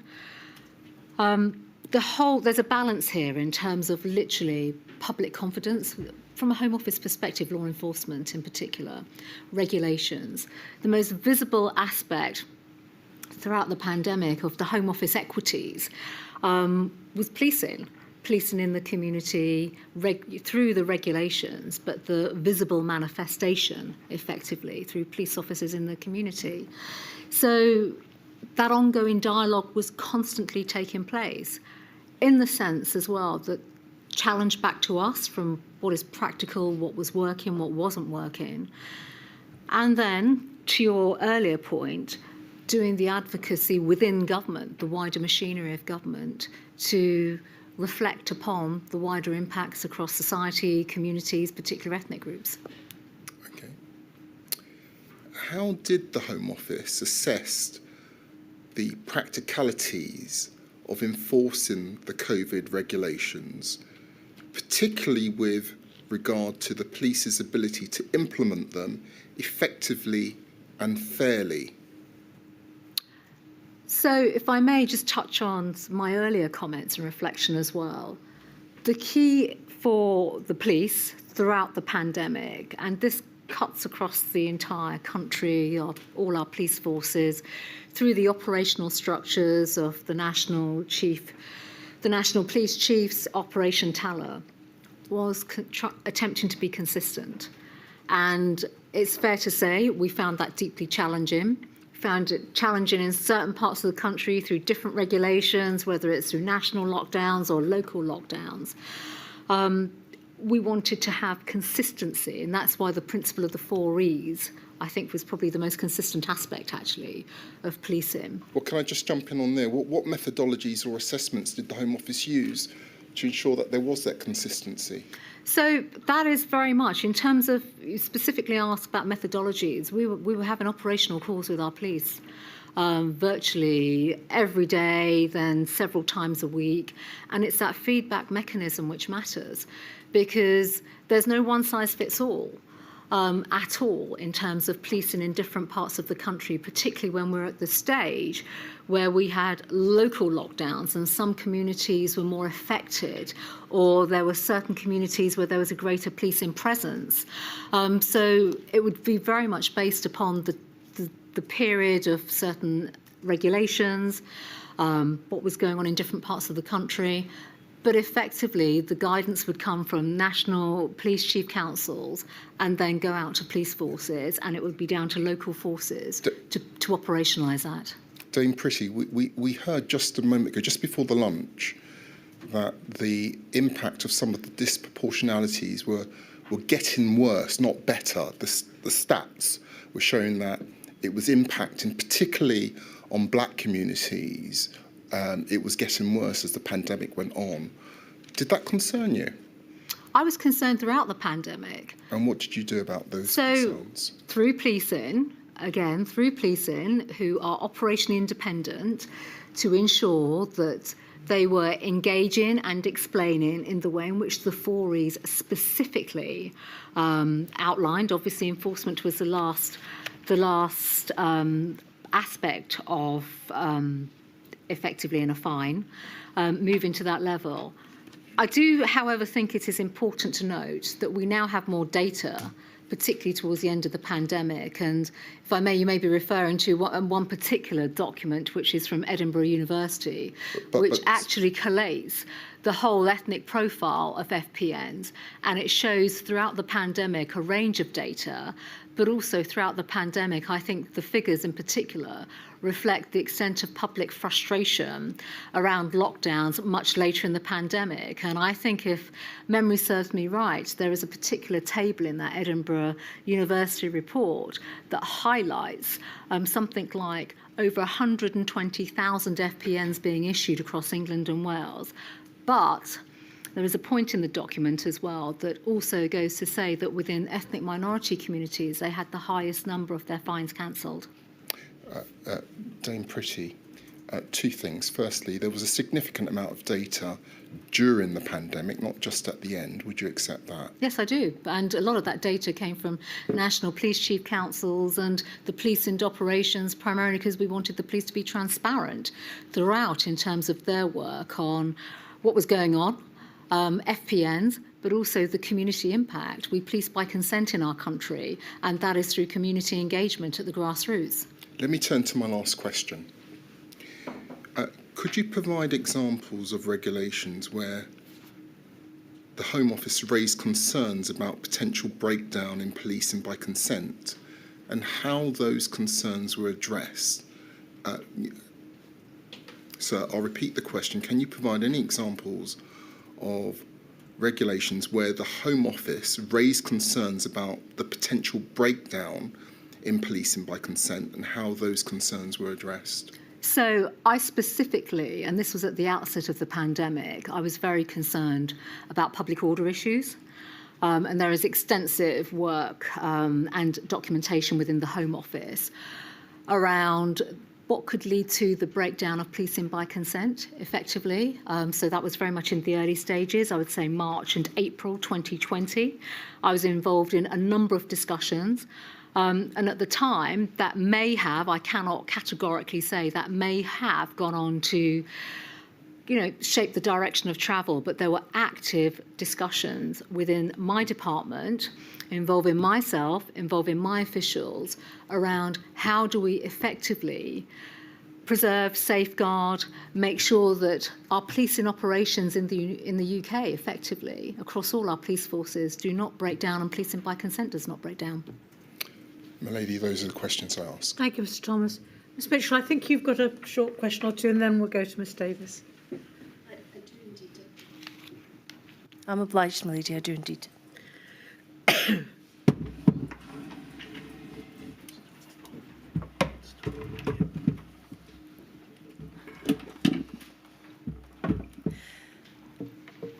I appear as instructed by Amar Anwar and Company on behalf of the Scottish COVID bereaved. As Home Secretary during the pandemic, I'd like to ask you about borders during that time, specifically between Scotland and England and Wales. My question is this: did you have discussions with anyone about the possibility of banning travel between Scotland and England, or England and Wales during that time? So I do recall discussions, particularly through the Cabinet Office. There were Cabinet committees specifically focused on the devolved administrations and policing within the devolved administrations. And in fact, I've already, my lady, touched on the policing calls that I led within the department. We would also have our police constables from Wales, from Scotland, representatives as well, joined those calls. They were absolutely vital, what we heard from them in terms of pandemic response from the police in the devolved administrations, and also to hear directly in terms of whether it's the Scottish Government or the Welsh Government, any particular areas of policy changes that were being advocated there. So Our discussions were constant, and with that, of course, with our opposite numbers within the devolved administrations, and then, of course, my colleagues across other government departments, Prime Minister himself, and then through the Cabinet Office, respectively, with leaders in the devolved administrations. Those calls and conversations were taking place constantly. And what were the nature of those discussions? What were the topics that were being asked? So they're very practical, it's fair to say. I can only really rely on the ones that involved Home Office areas. And specifically, you've mentioned the borders. So naturally, that would sit with some of the policing colleagues that I would speak to, my opposite numbers, and particularly on borders. Wasn't just about road borders and land borders. Obviously, we would have border force teams in Scotland and in Wales. Later on throughout the pandemic, we then brought in, people will recall, travel corridors, for example. We had regulations that would enable people to travel or not to travel. We brought in passenger locator forms.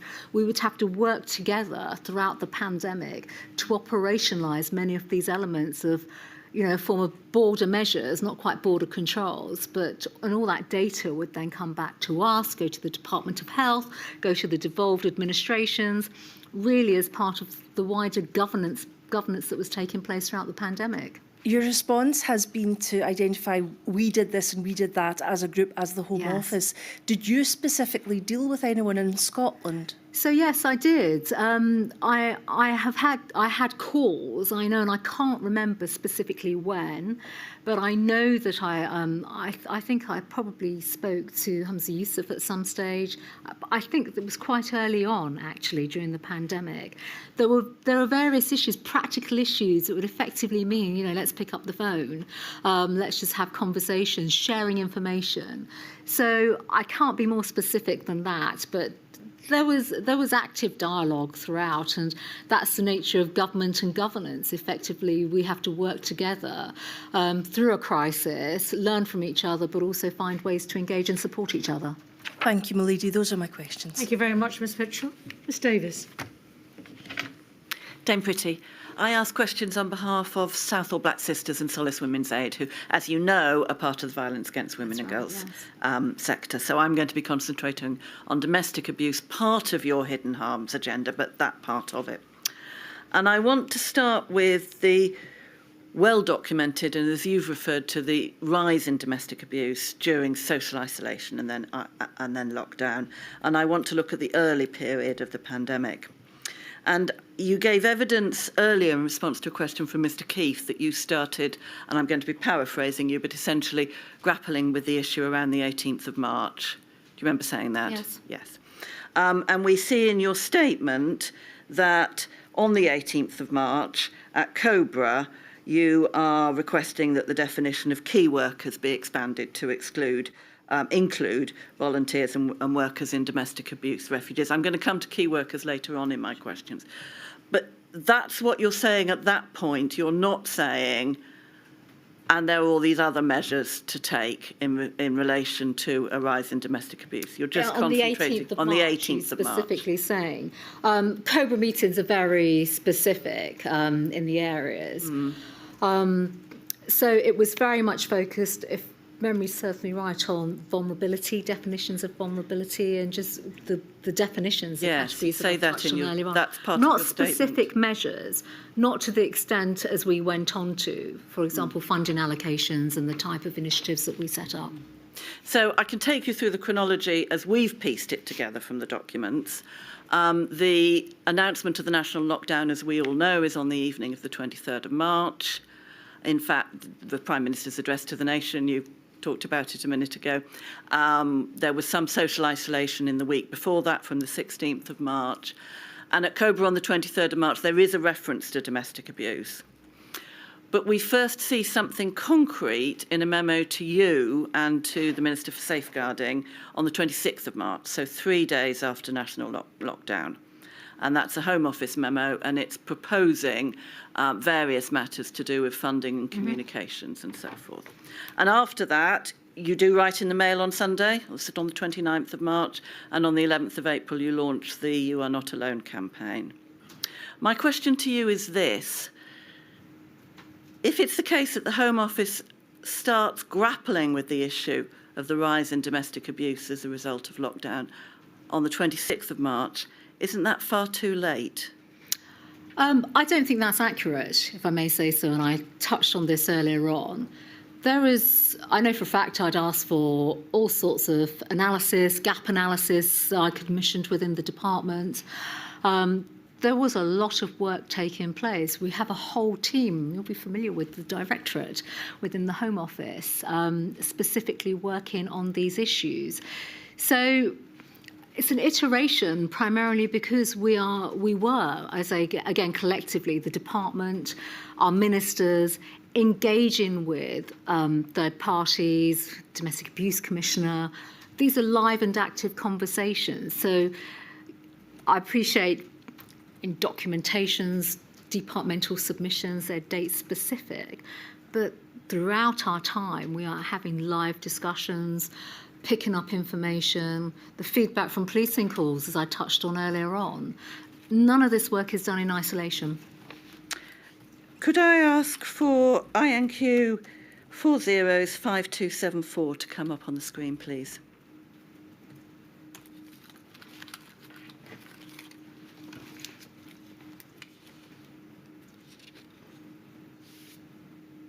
Do you have it? No. No?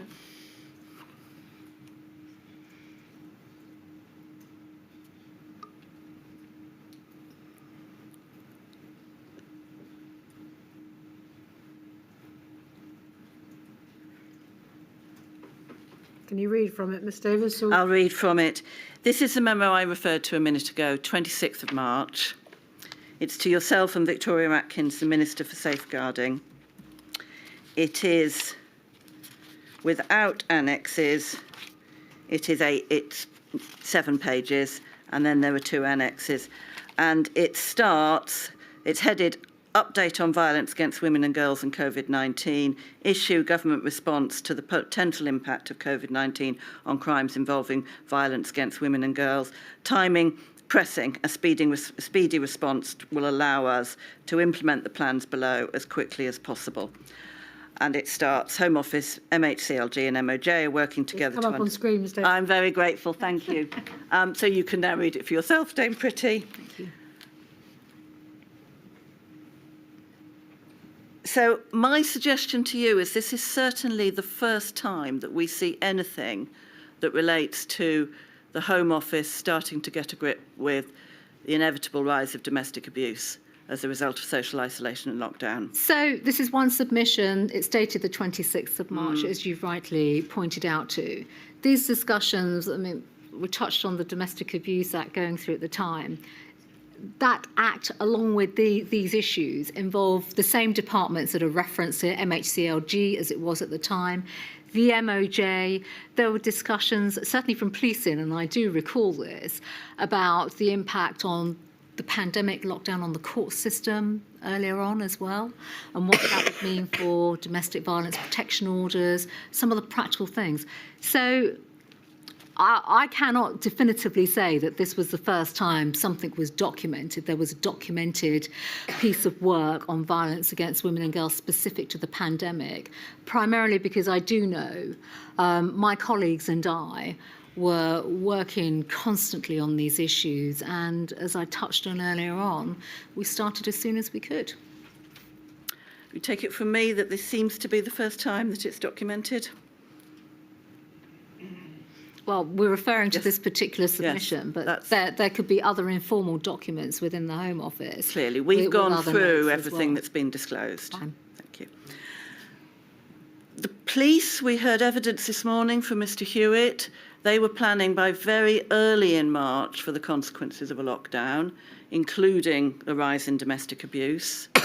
Very early in March, he said, so that's earlier than the 18th of March. Which is when you raise key workers, earlier than the 26th of March, which is that memo. So we would be speaking together early on in March anyway. So we were having police operational calls before the lockdown. So we had a system in the Home Office, and this does come back to my point that these discussions were taking place before this submission that we have here in front of us on the 26th of March. There's a lot of work taking place in the Home Office. I can tell you now throughout January, February, but also early March. And I can't specifically say when we first started off our operational policing calls, but they would have been before this period. I don't know if you've read the statement of Miss Rebecca Goshawk for Solace Women's Aid. It was in your bundle, yes. She refers to a very alarming statistic, which is that the calls to their advice line of Solace Women's Aid in March, prior to lockdown, went up by an extraordinary 117%. So there were women, primarily women, domestic abuse obviously affects men and women, but primarily women, who were anticipating domestic abuse as a result of lockdown and seeking help. And my suggestion to you, Dame Priti, is that certainly in terms of documentation, the first time we see the Home Office grappling with the issue is 3 days into national lockdown, the 26th of March. So I would come back to my earlier point on this as well. I touched on this in my previous remarks. We were working with, I presume these calls were predominantly in London, or were they nationwide? We were working with Louisa Ralph at the Metropolitan Police and within our policing call frameworks as well. Early on, in anticipation, as I said, even lockdown, post-lockdown, the surges that would come within helplines and also the inevitability of the consequences of domestic abuse, violence, vulnerabilities. So I would absolutely say, particularly with policing colleagues, and that's predominantly where our equities were at the time in the run-up to lockdown, there were a range of discussions taking place within the Home Office and with policing colleagues. All right. Let me move on to my next topic, and that's victims subject to domestic abuse who also are subject to a no recourse to public funds condition. And again, I think you will have been given notice as a result of the information in the evidence pack that this was a topic that was likely to come up. So obviously, I realise that the question that I've allowed includes a reference to parliamentary debate. If you could exclude that. I was intending to exclude it. Thank you, my lady. So women who are subject to domestic abuse are clearly trapped as a result of the domestic abuse and they need to leave. Come lockdown, they're also trapped as a result of lockdown. We know that the regulations allow them to leave, but there are all sorts of issues about whether they know that, where they can go and so forth. So lockdown traps people. If you also have no recourse to public funds and you are dependent financially on your abuser, then you are destitute if you leave as a result of abuse. So those women were, as it were, subject to a triple threat, a triple trap. You were lobbied extensively, and when I say you, I mean the Home Office and you as Home Secretary, extensively by Violence Against Women and Girls sector, by the Mayor of London, by Liberty, by a number of organisations to suspend the no recourse to public funds condition during the pandemic. So that for our cases, women who were subject to domestic abuse and had that condition hanging over them would find it easier to leave because they would not be facing destitution. And the Home Office didn't just ignore that. There was a positive decision not to suspend the condition, wasn't there? So the Home Office did not ignore those requests at all. I think categorically I should just put that on the record. There is plenty of evidence actually across government. It is not just solely a Home Office decision around the policy of no recourse to public funds. The prospect of destitution crosses over into the territory of accommodation and homelessness, which was the area of MHCLG. I would need to check, my lady, but I think there was a legal case involving MHCLG at the time around no recourse to public funds, and certainly there were discussions across government that were taking place. This policy area also cuts across DWP, be familiar with that as well. And then my final point to make on this, it will specifically address the issue of concerns around funding and support for those that did not have access to public funds, that the coronavirus financial measures, including help and support, it's mainly supportive, I should say, around accommodation, which is not a Home Office decision, but also NHS access to health and healthcare without having any personal data being shared or transferred over to the Home Office, because it does move into the area of immigration and immigration enforcement. If you do not have a legal right to be in the country and you've got a case going through the courts and things of that nature, that there would be protections in place and support in place. And in particular, may have to check the record, but MHCLG themselves had put funds aside, particularly around accommodation provision for migrant women and working with refugees. May have to check the record on that, but that was my recollection of the work that took place in response to the requests at the time. I'm going to move on to funding in just one moment, but just to follow that up, the easing, as it were, in relation to housing and homelessness assistance was in a letter called that's become known as Everyone In from the MHCLG, which meant that local authorities would house rough sleepers regardless of their immigration status. This was a different call.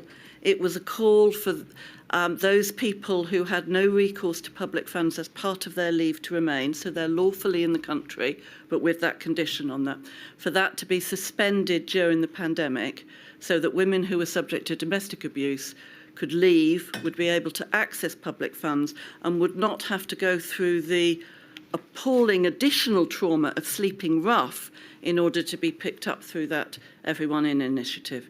Wouldn't that have been the humanitarian thing to do, to suspend the whole condition? So, well, we could get into a wider debate about the implications of suspending that condition, because there are then legal implications. If you suspend a condition for a period of time, if you then reinstate those conditions, it then takes, and I do recall reading advice at the time, some of the legal challenges around just suspending. It may seem straightforward to organisations lobbying for that change, but I do specifically recall receiving advice at that time saying that it would be legally challenging to then go back and restate. And I appreciate the organisation you're representing, the position that you take around no recourse to public funds, but obviously that condition exists for a reason. You've asked specifically around accommodation and housing provision. My understanding at the time was that MHCLG in particular were providing funding so that it's not just the Everyone In policy, which clearly I do recall that existed there for good and proper reasons, because homelessness, there we have to protect people that were homeless, but specific funding for refugees so that they could provide that provision that was deemed to be so essential and that was raised at the time. All right. Can I move on to funding? I'm afraid it's going to have to be the last area, I'm afraid. Sorry. I should have taken a break ages ago. I'm sorry. I'm grateful, and I'm aware of the stenographer. Last topic, funding, and it's page 20 of your witness statement. You were asked about this by Mr. Keith. Is it coming up? No, not yet. I'm hoping it's coming up. Yes. Do we need the IQ? No, we're getting there. I'm grateful. Page 20, paragraph 79, it's the list of funding. Mm-hmm. You'll recall that. So the 8th of April, 750 million additional funding for a number of things, including domestic abuse.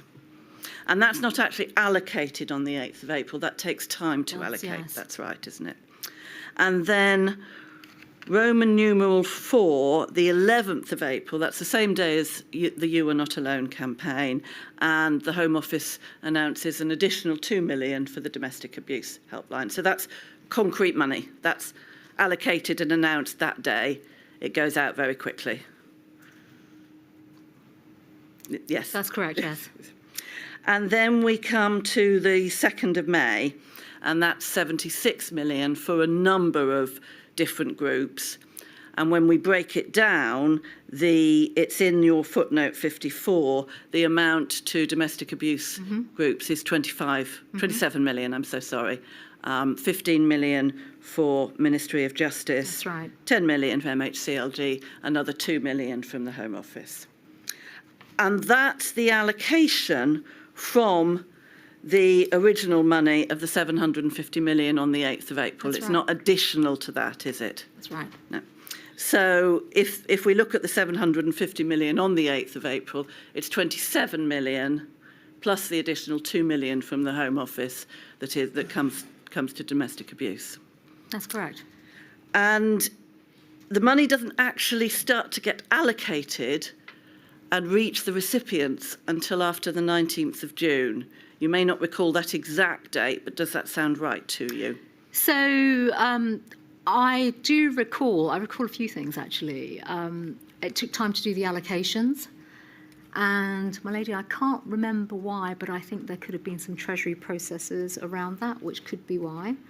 Secondly, I think we may have had, we'll have to go and check the record, a system where organisations, including organisations such as Southall Black Sisters and Solace Aid, could then apply directly to the Home Office. That might have taken time. That could be why the money was not allocated. But we'd have to check the record as to what the processes were around that. Because having an allocation of funds from the Treasury does not automatically mean they go out immediately. There are various organisations we were speaking to. And just one final point to make about money, I had been in touch with, for example, it could have been Women's Aid, who specifically wrote to me at my request, where I'd asked them for a breakdown of the type of funding that they needed and what that would be used for. So understanding how this money could be allocated resourcefully to provide the direct and additional help that was really needed was certainly part of the process that we were undertaking at the time. So 2 questions, and they are my last 2 questions, arise from that under this topic. Could we have up on the screen INQ 000 280173, please? Hoping that comes up quickly.